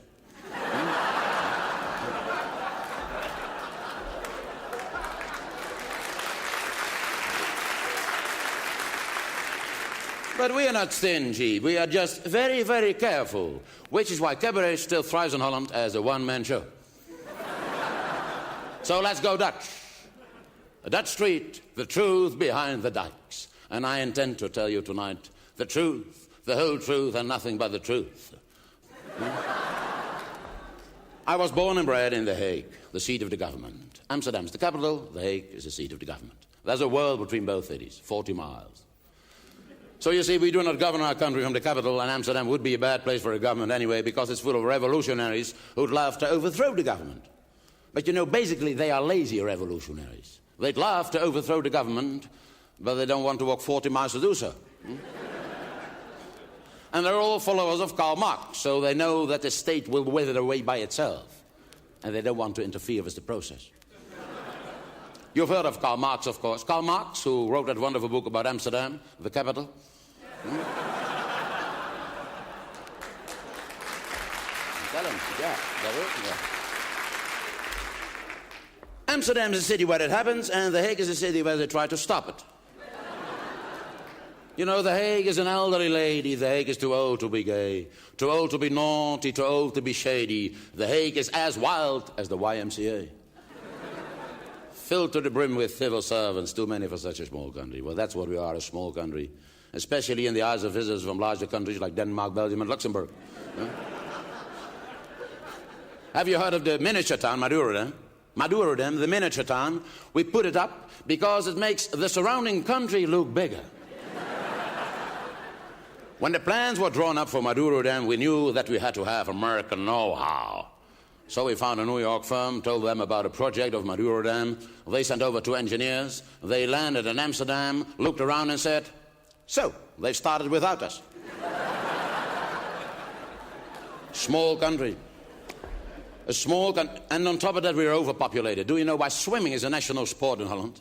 We have to take turns using the land. Have you seen people swimming during the day? That's a night shift. By the way, some of you may have noticed that I'm doing the show in English. But you know, the problem for a Dutchman is always what to speak. English English or American English. We learn English at school, that is to say, British English. But many of the Dutch people you meet speak American English due to the influence of American records, American movies, and McDonald's. And of course, American English is much easier for us. Take that well-known Sinatra hit. It's 2:45. No one in the place except you and me. So set 'em up, Joe. I got a little story you ought to know. Now, if this song had been written in English, it would go like, if I'm not mistaken, it's 2:45 precisely by my watch.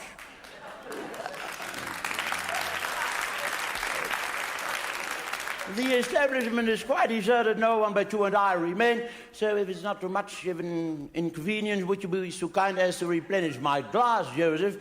A curious thing has happened to me recently, and although I fully realize it's a very presumptuous imposition on my part, still I'd rather hope to be allowed the opportunity to discuss it with you at some length.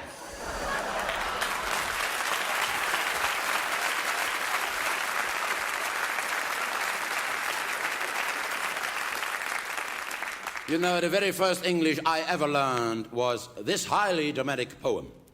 I'm a little teapot, short and stout. Here's my handle, and here's my spout. When the tea is ready, hear me shout. Lift me up and pour me out. Now, for years and years, this was the only English I knew. And you can imagine how difficult it is to work this into a normal conversation. One summer, a band friend of my sister came to stay with us, Anne Pulford, Colchester, Essex, England. And Anne was beautiful and I was 14. And every time I looked at her, I got goose pimples. So I knew I was in love. And one night I couldn't control myself any longer. I got out of bed, tiptoed across the hall, eased the door open, and there she lay. Anne Pulford, a girl of 13, bathed in moonlight. And there I stood, bathed in my father's aftershave. Anne, I'm a little teapot.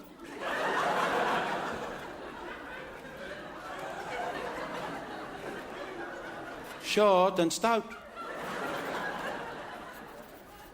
Here's my handle.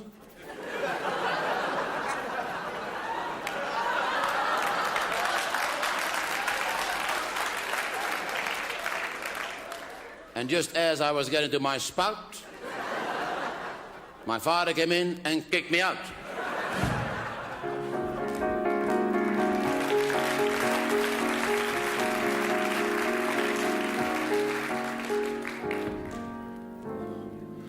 Little girls with legs that go on growing, bodies that keep bumping into things, not exactly knowing where they're going, but somehow someone somewhere pulls the strings.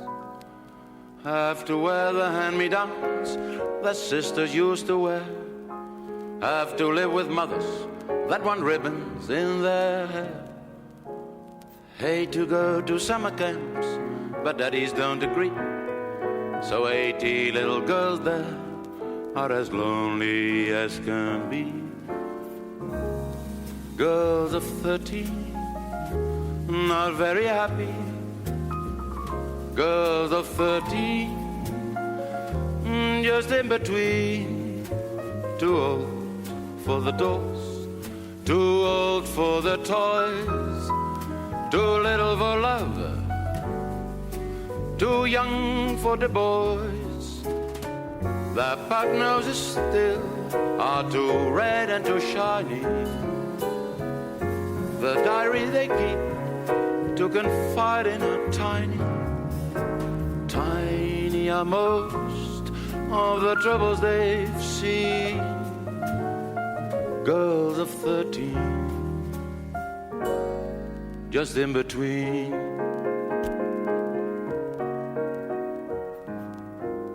Faces that are delicate and dreamy, hair that offers little hope for curls, feeling very feminine and special. Want to stick together, just the girls. Giggling at movie stars, giggling at men, giggling at breakfast, still giggling at 10. Giggling at each other and their own bewildering ways, giggling to pass the time until the better days. Girl of 13, not very happy. Girl of 13, just in between. Too old for the dolls, too old for the toys, too little for love, too young for the boys. Just highway woman, just highway in blue, a dress with a neckline, but plenty of room. Girl of 13, just in between, dreaming of the day they start life at 14.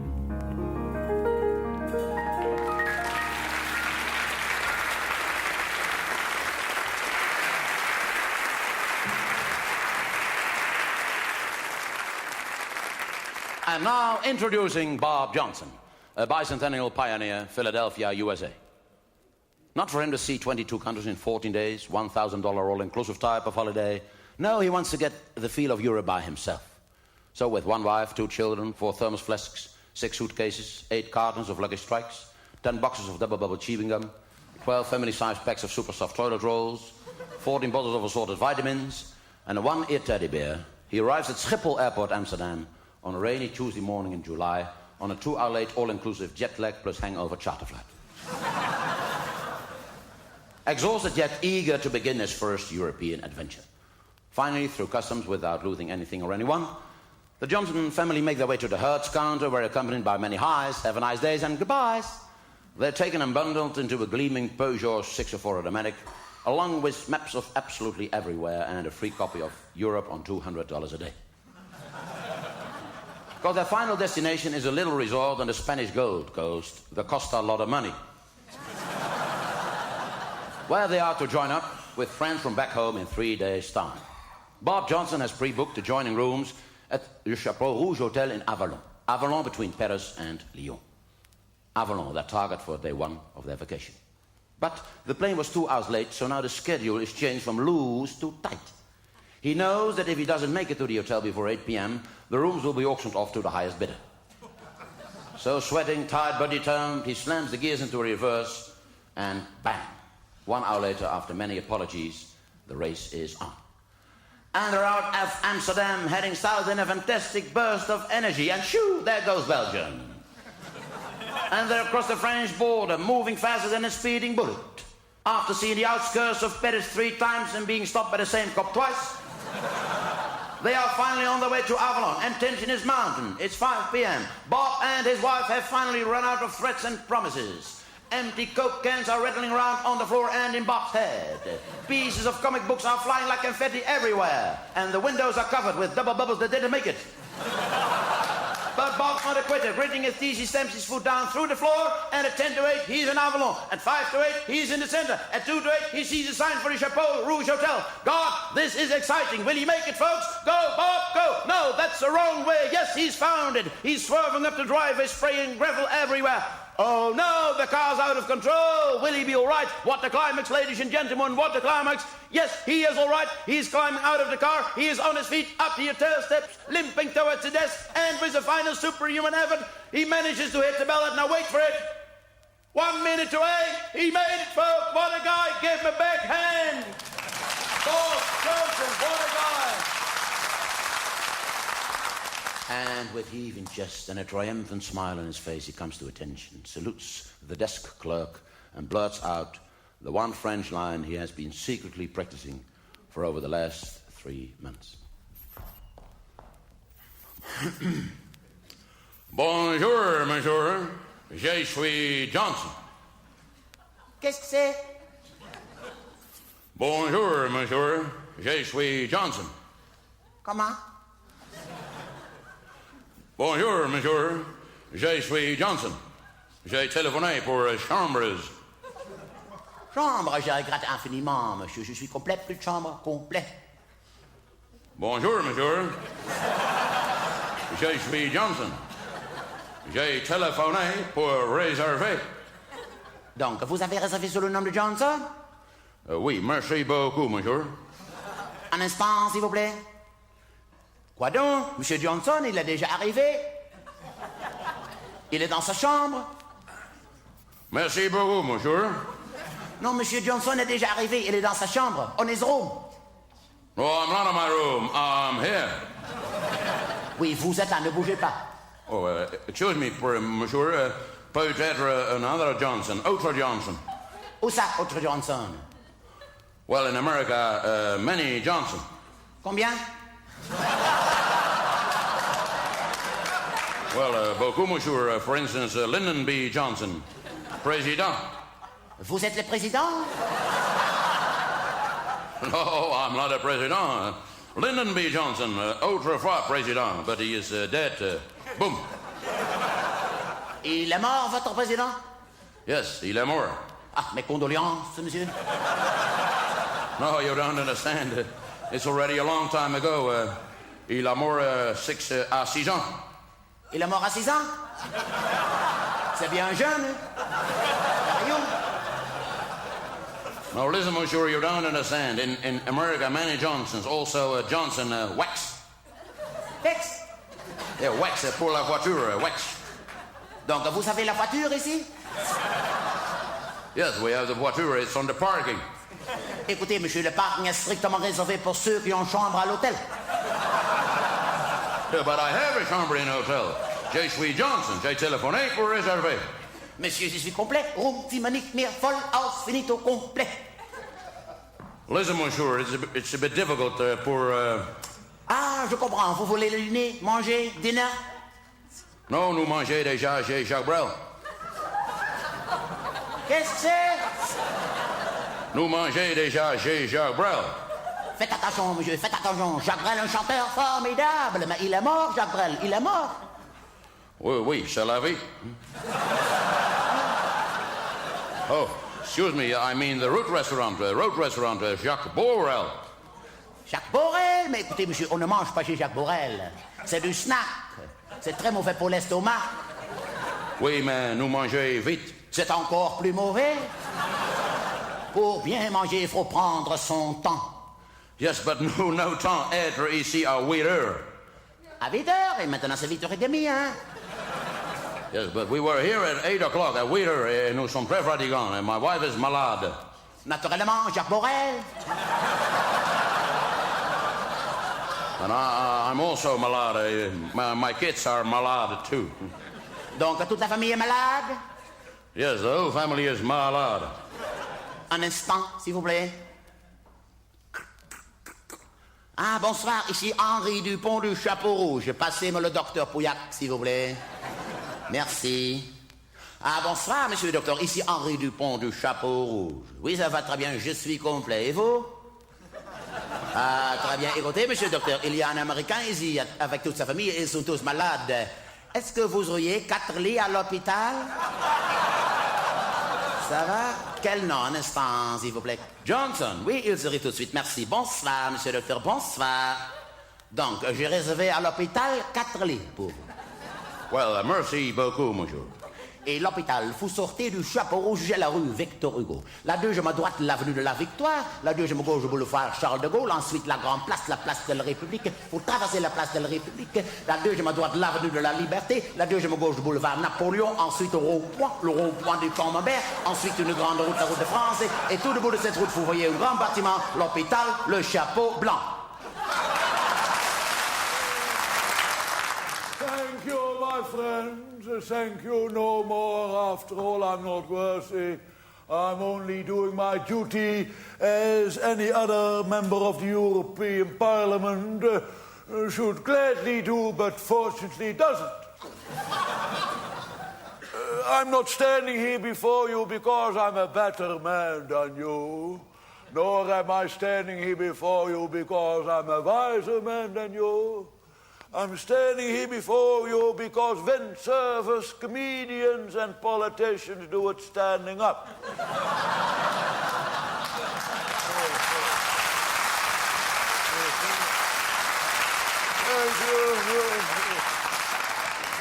Just let me say that I'm the bearer of good tidings from your parliament in Strasbourg.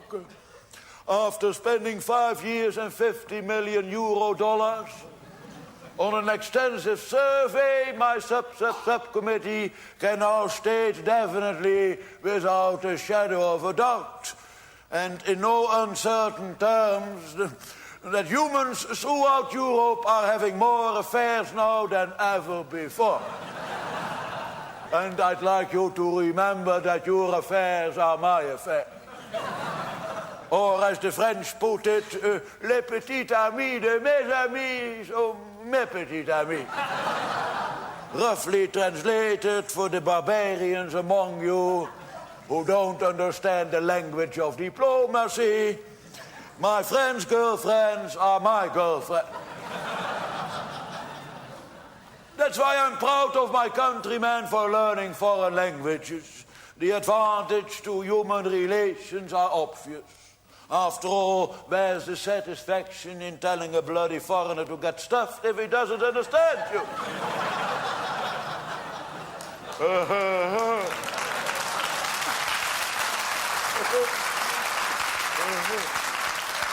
Yes, there is a lot to be said for national pride. After all, where would we politicians be without it? The Belgians still have it, even though they've got to look it up in the dictionary. And take England, as we did. Several hundred years ago, a great country, very well known here. It's shown on Dutch television every night as the place where the bad weather comes from. And we have many historic ties too. We fought some great wars, didn't we? But afterwards we always kissed and made up. And that was always our victory. Because who likes to kiss a people with a stiff upper lip?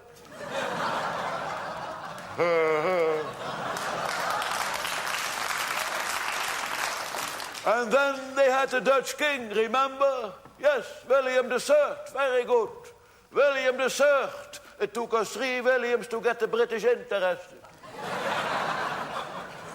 And who shall remember those historic words, uttered full of fevered emotion, spoken as William first sunk foot in British bark? Potverdomme, wat is dit voor klotenland?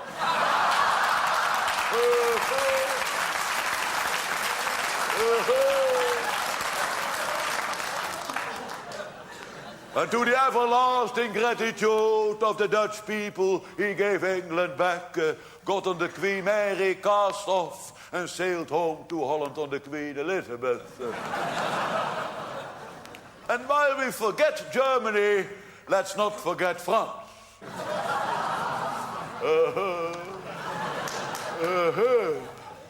Ah, France, the French cuisine. It may surprise you to learn, my friends, that I became an international gourmet long before I bought a chateau. Yes, as a politician, one learns that the eating habits of a nation relate directly to that nation's political outlook. For instance, in a South African cookbook, the first recipe begins, take 2 eggs, whites only. While the Russian cookbook begins, take 1 egg, but don't get caught. From Japan we read, kill a dead fish and eat it raw in a pre-warmed oven. American cookbooks are prefaced by the words, take the telephone and the yellow pages and order a take-out dinner. The Belgian cookbook has an introduction, first find the kitchen.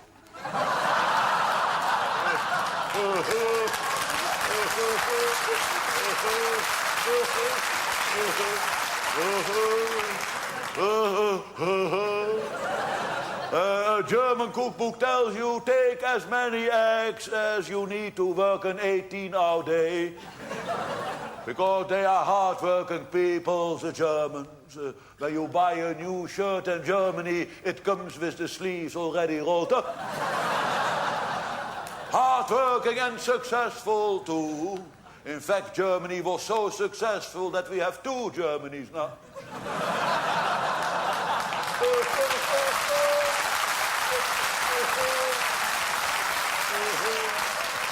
They have their finest hour when the 2 countries play soccer together. Germany never loses.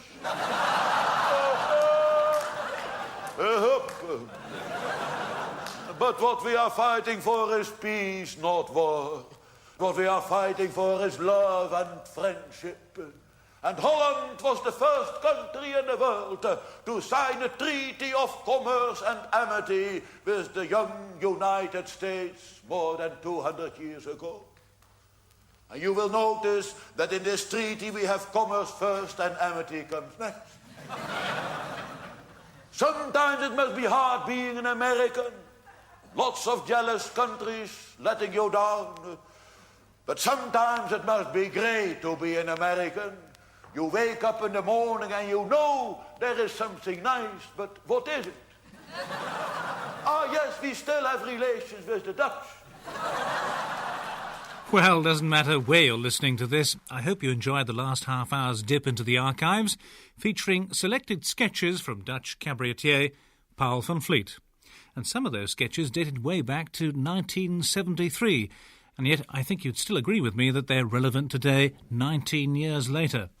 Join me next week for more humour in the continuing series Saturday Stage.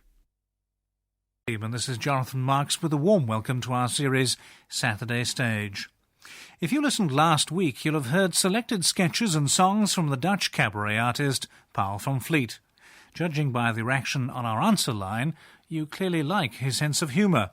Tonight we've got another half-hour compilation of his presentation, The Truth Behind the Dykes. We've made a montage from several shows given in the 1970s and 80s. Actually, we hope you'll agree that many of the topics are still in the news, so for all intents and purposes, the following performance could be live.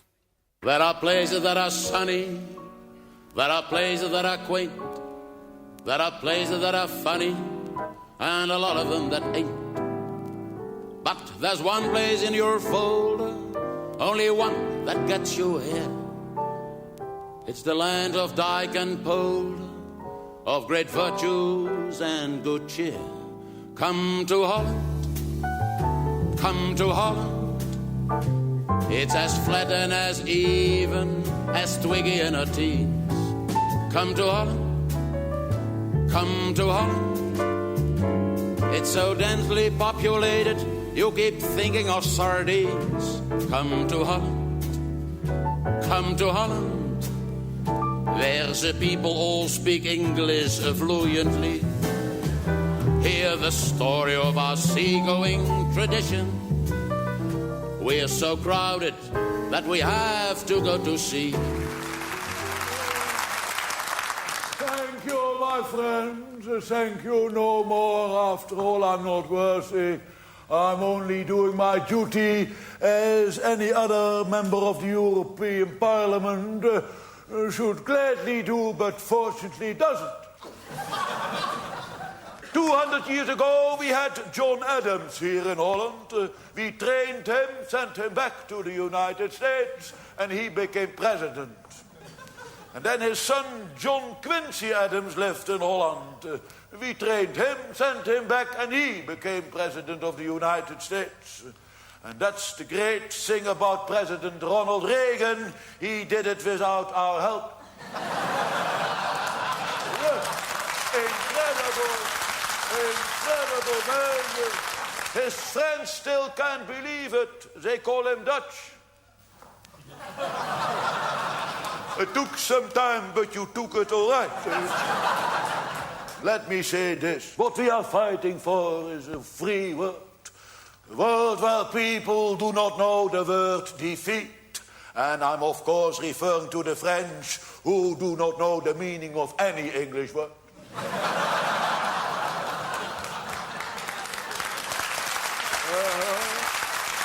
And inflation, we must fight inflation. Remember how we used to sing, 3 coins in a fountain. I ask you, my friends, what fountain could live on that today?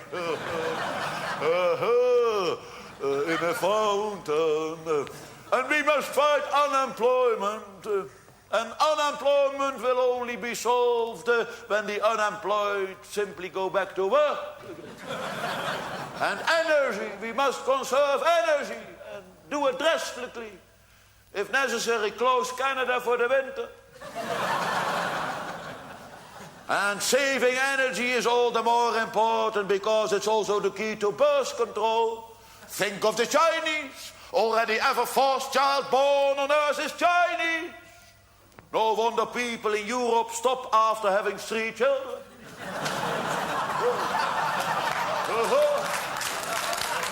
And finally, at last, in conclusion and to sum up, let me leave you with this. The most burning question of today is, will God destroy us or will we beat him to it? In any case, we know that when the end comes, we shall all die singing. And why shall we all die singing? Because it's much easier to die singing than to die playing the piano.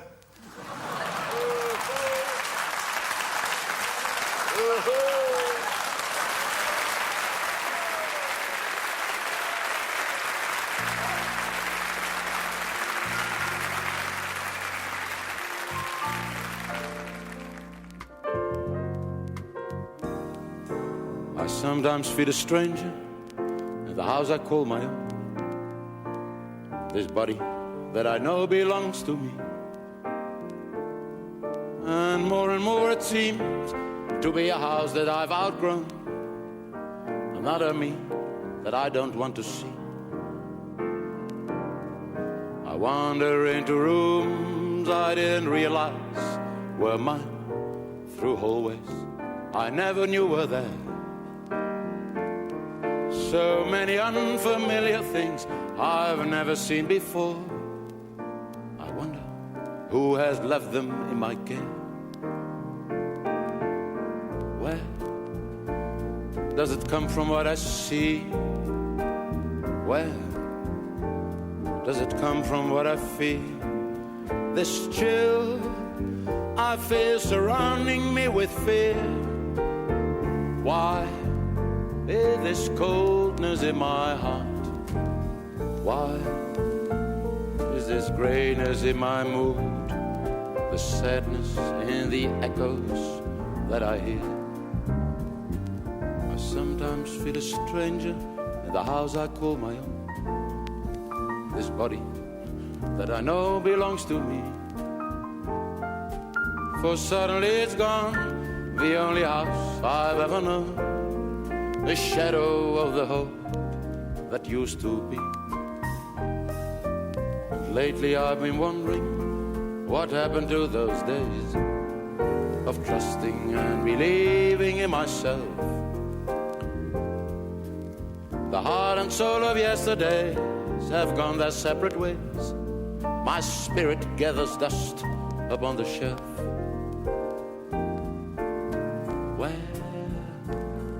That house so full of hope. Where are the dreams I dare to dream? The vision that used to shine so clear. Where is that special inner light? Where now I'm lost inside the night. Where has it gone now that I need it here? I have to build it up again, the house I call my own, and make it once again belong to me. I wonder if you'd help me. I can do this all alone. You know so well the way it used to be. With you I'm not a stranger in the house that I once knew. this house that I no longer call my own. And with you there beside me, I could face a different view, and you could make this empty house a home.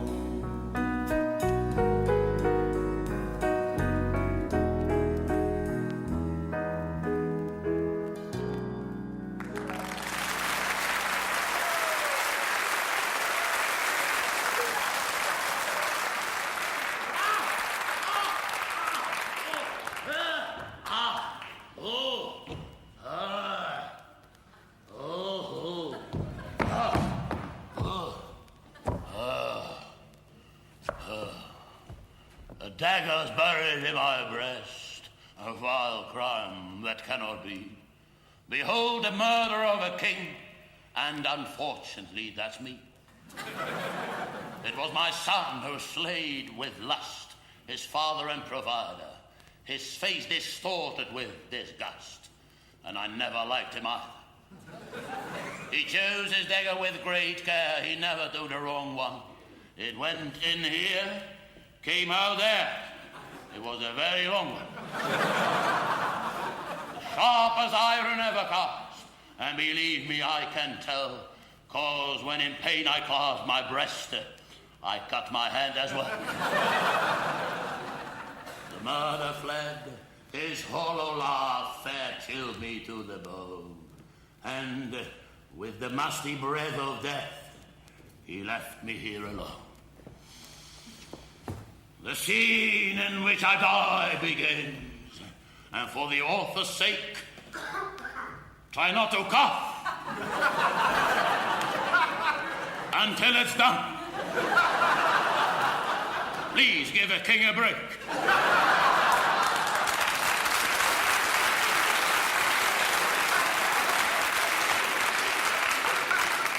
My forces fail, my vision clouds. I weaken while I'm walking. My faculties go one by one, but thank God I'm still talking. The author wanted to excel in telling of my fall. Full 15 pages just to die, and I'm gonna do them all. My eyes protrude, my cheeks are grey, I reach out for support. I groan as I am breathing in, and breathing out, I snort. Give me 5 minutes more. Only 5 minutes more. Let me stay, let me stay. Give me 5 minutes more. Only 5 minutes more. Let me stay, let me stay. Hey, you're on!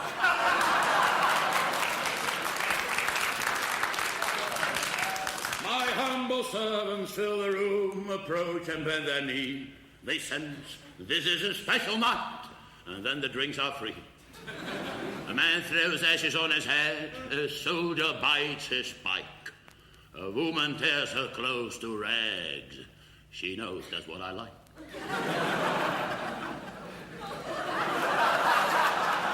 I gather round, I bless them all, men, women of all ages. And rattling and gurgling, I speak my 15 pages. My breathing is getting heavier, my heartbeat getting slow.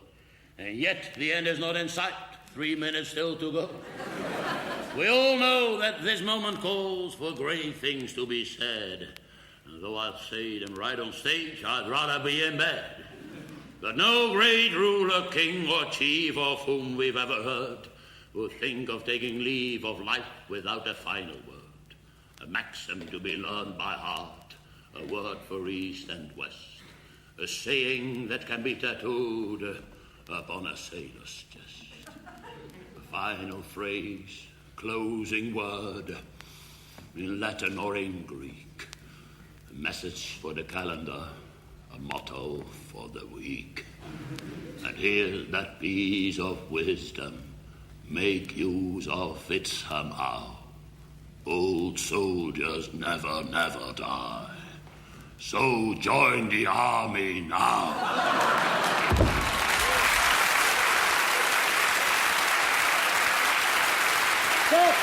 Stop! Stop, wait! Stop, wait! Don't let the lights go down! Hold fast, don't go away. There's something very personal that I forgot to say. There's a collection box out there. I draw to your attention. It's something that I have to do. My widow has no pension.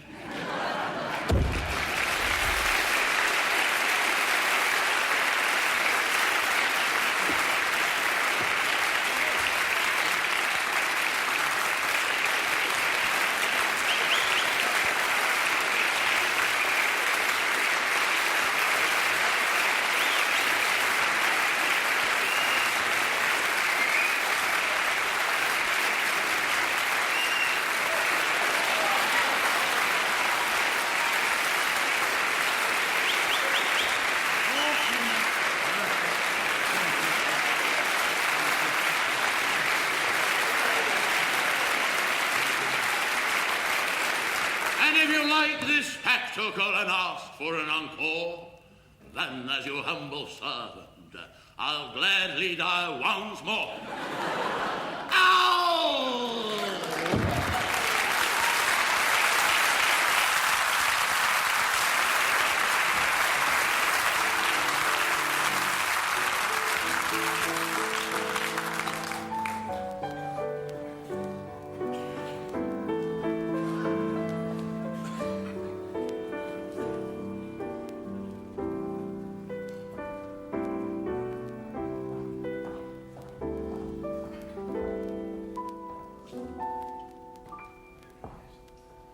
So many things have not been said, so many words have not been spoken between us, you and I. We'd lie and wait for sleep to come and think of all we left undone between us, you and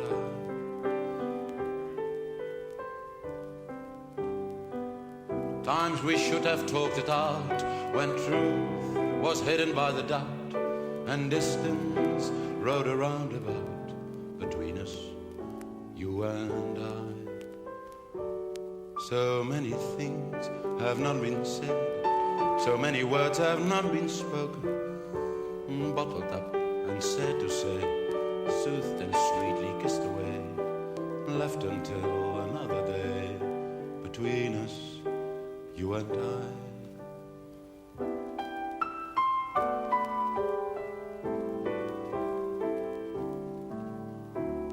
So many things have not been said, so many words have not been spoken between us, you and I.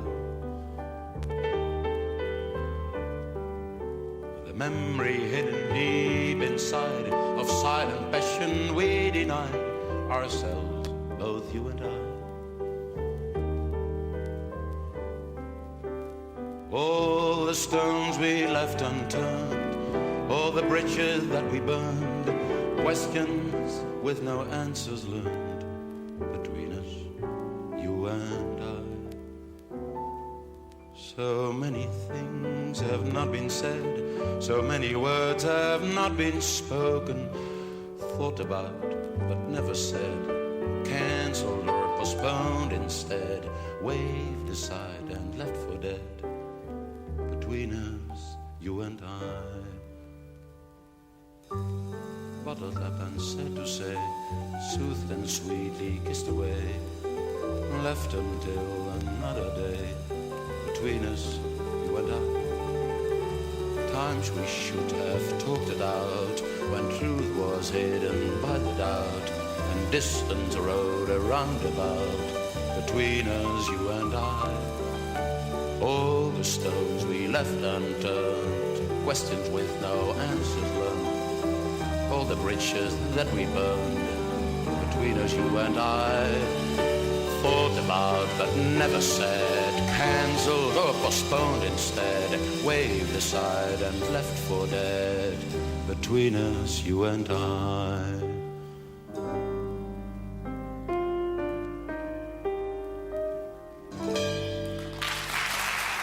Mind you, once I tried to find some inspiration for a song about Amsterdam, and stepping back to admire one of the beautiful facades, I fell into one of the canals. A tour boat happened to be passing, and instead of helping me, the guide explained my accident in French, English, and German. If ever this happens to you, don't panic, just yell. There's bound to be a sex shop round the corner, and the people will oblige by throwing some of the inflatables. Have you noticed our sex shops? The illustrated literature you'll find there is incredible. Incredible. We are very glad that Denmark joined the common market, because that brought down the price of the magazines. They're all from Copenhagen. And it was Hans Christian Andersen who started it all. With that story of the emperor who had no clothes on. The other day, I happened to be in one of the sex shops. Of course, not for myself. But I have a nephew doing a thesis on the sexual behavior of the Danish lesbian. And I was amazed how many other people have a nephew doing a thesis on the sexual behavior.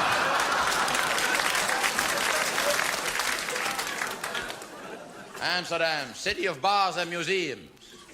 We have the cultured people, when it rains, they take shelter in a museum. And we have the non-cultured people, when it rains, they take shelter in a bar. And then we have the regular people, they are in a bar whether it rains or not. Oh wait, I forgot one group. They are in a museum when it doesn't rain. Called tourists. Queuing up in front of the Rijksmuseum to see Rembrandt's Night Watch. A huge painting.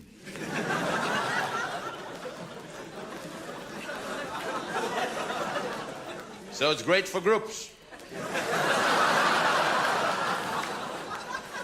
And if you don't like the old stuff, we have a brand new Van Gogh museum. No, not Van Gogh, not Van Gogh, Van Gogh. Van Gogh.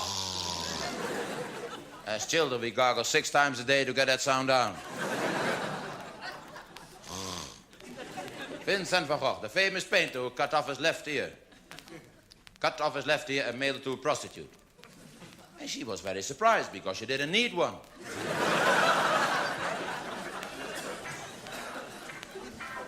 And now for your information. This is surprising Amsterdam, a capital of the Netherlands, metropolis of sin, the last of the red-hot cities, where you'll find 500,000 skirt-raising bicycles, 50,000 succulent herrings in the road, 5,000 public conveniences, running into 500 lasciviously winding canals, covered by 50 provokingly curved bridges, leading to 5 museums with 500 scintillating nudes, 4 illuminated baroque towers with phallic steeples, 3 mysterious parks with 30,000 lurking dropouts, 2 railway stations to get the hell out of here, and 1 Olympic football stadium packed to the gills with 100,000 frenzied followers of our soccer champion Ajax, celebrating the new European religion called Holy Cup football.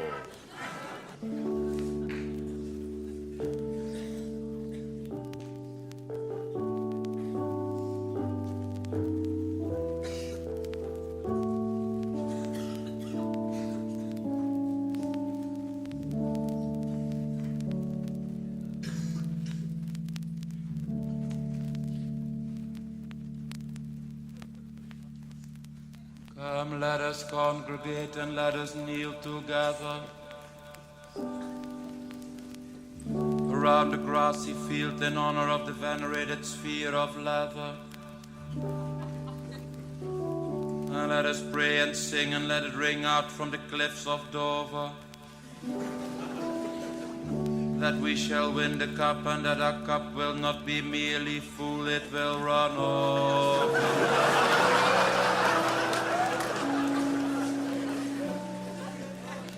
Come, blow the trumpets to the glory of the noble game we sing to. For there come rising from their crypt the saints that in these latter days we cling to. They humbly bend their knees and make their genuflections in the most athletic manner. So rattle now your rattle, blow your horn and raise the slogan on your banner. And let us read respectfully the holy writings on the billboards all around us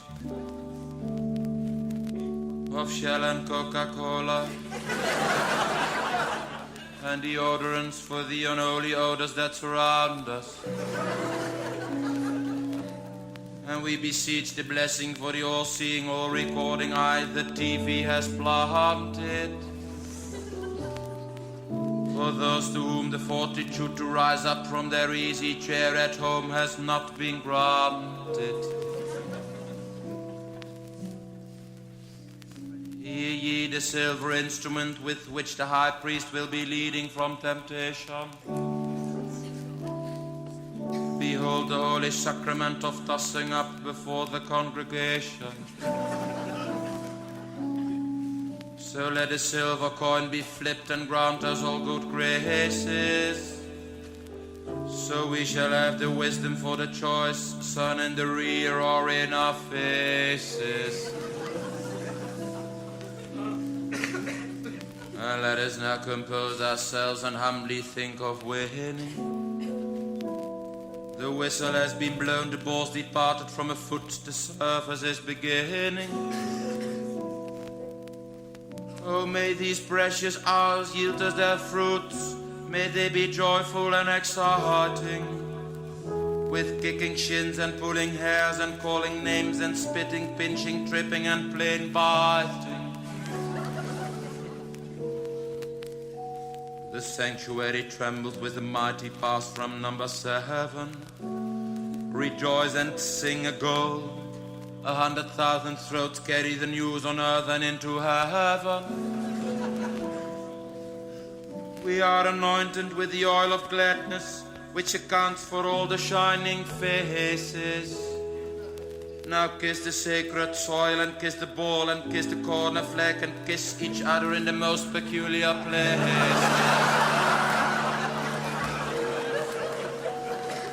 And let us pray and let us kneel and let us humbly say, so be it. And in a wide procession show the silver cup to all who wish to see it. And give each believer pieces of the garments of the saints, the shirts, the shorts, the socks, and other hallowed clothes. So he may carry them as relics on his breast, the scent of honest sweat fresh in his nose. And let the coach be praised as oracle, as witness of Jehovah, who as a prophet and believer knew it all along, as he is very proud to say now that the game is over.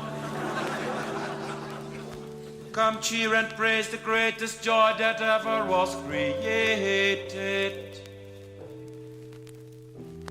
A game of twice 3/4 of an hour.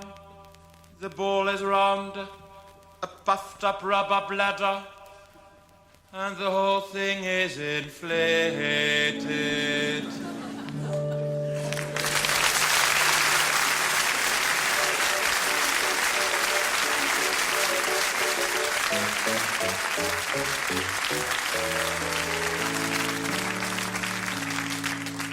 One of the things you can be certain of in Holland is bad weather.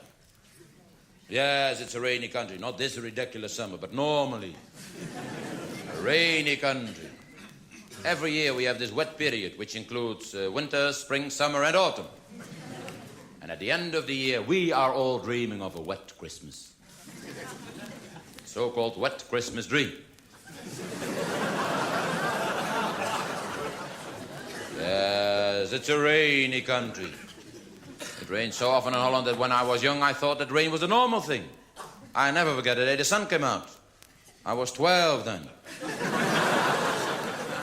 My old grandmother was one of the few citizens who had seen sunshine before, as she was called in by the government to identify it.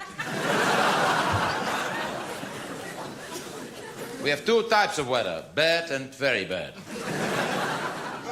It's so easy to make the forecast that in Holland weather forecasting counts as unskilled labor.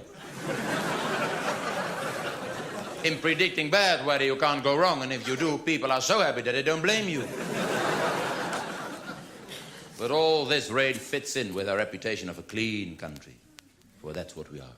Small country, but, ladies and gentlemen, a clean country.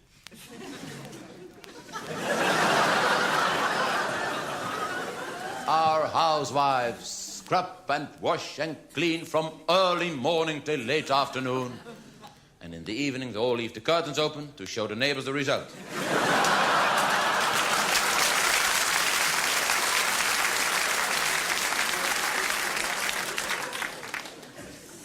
I know that some of you foreigners here tonight think that our cleanliness is only on the outside, that we love to wash our cars but hate to wash ourselves. I know that there are some foreigners here tonight who think that we never change our socks. But let me tell you this, we change our socks every morning. The left sock to the right foot. And when next week you're back to normal in your homeland once again, you're looking at your snapshots that are ruined by the rain. Your luggage that was missing, a computer's fault again, is recovered from a pawn shop in a distant part of Spain. Dream of Holland, think of Holland, though the landmarks of today are American hotels. Dream of Holland, think of Holland, though the windmills made you nervous and you still have dizzy spells. Dream of Holland, think of Holland, though the cheese you bought is coming out your ears. Where the people are all bureaucratic, erratic but so democratic, that even the Queen took her children to school on a bike. And come back to Holland, come back to Holland, before he pulls that finger from the dike.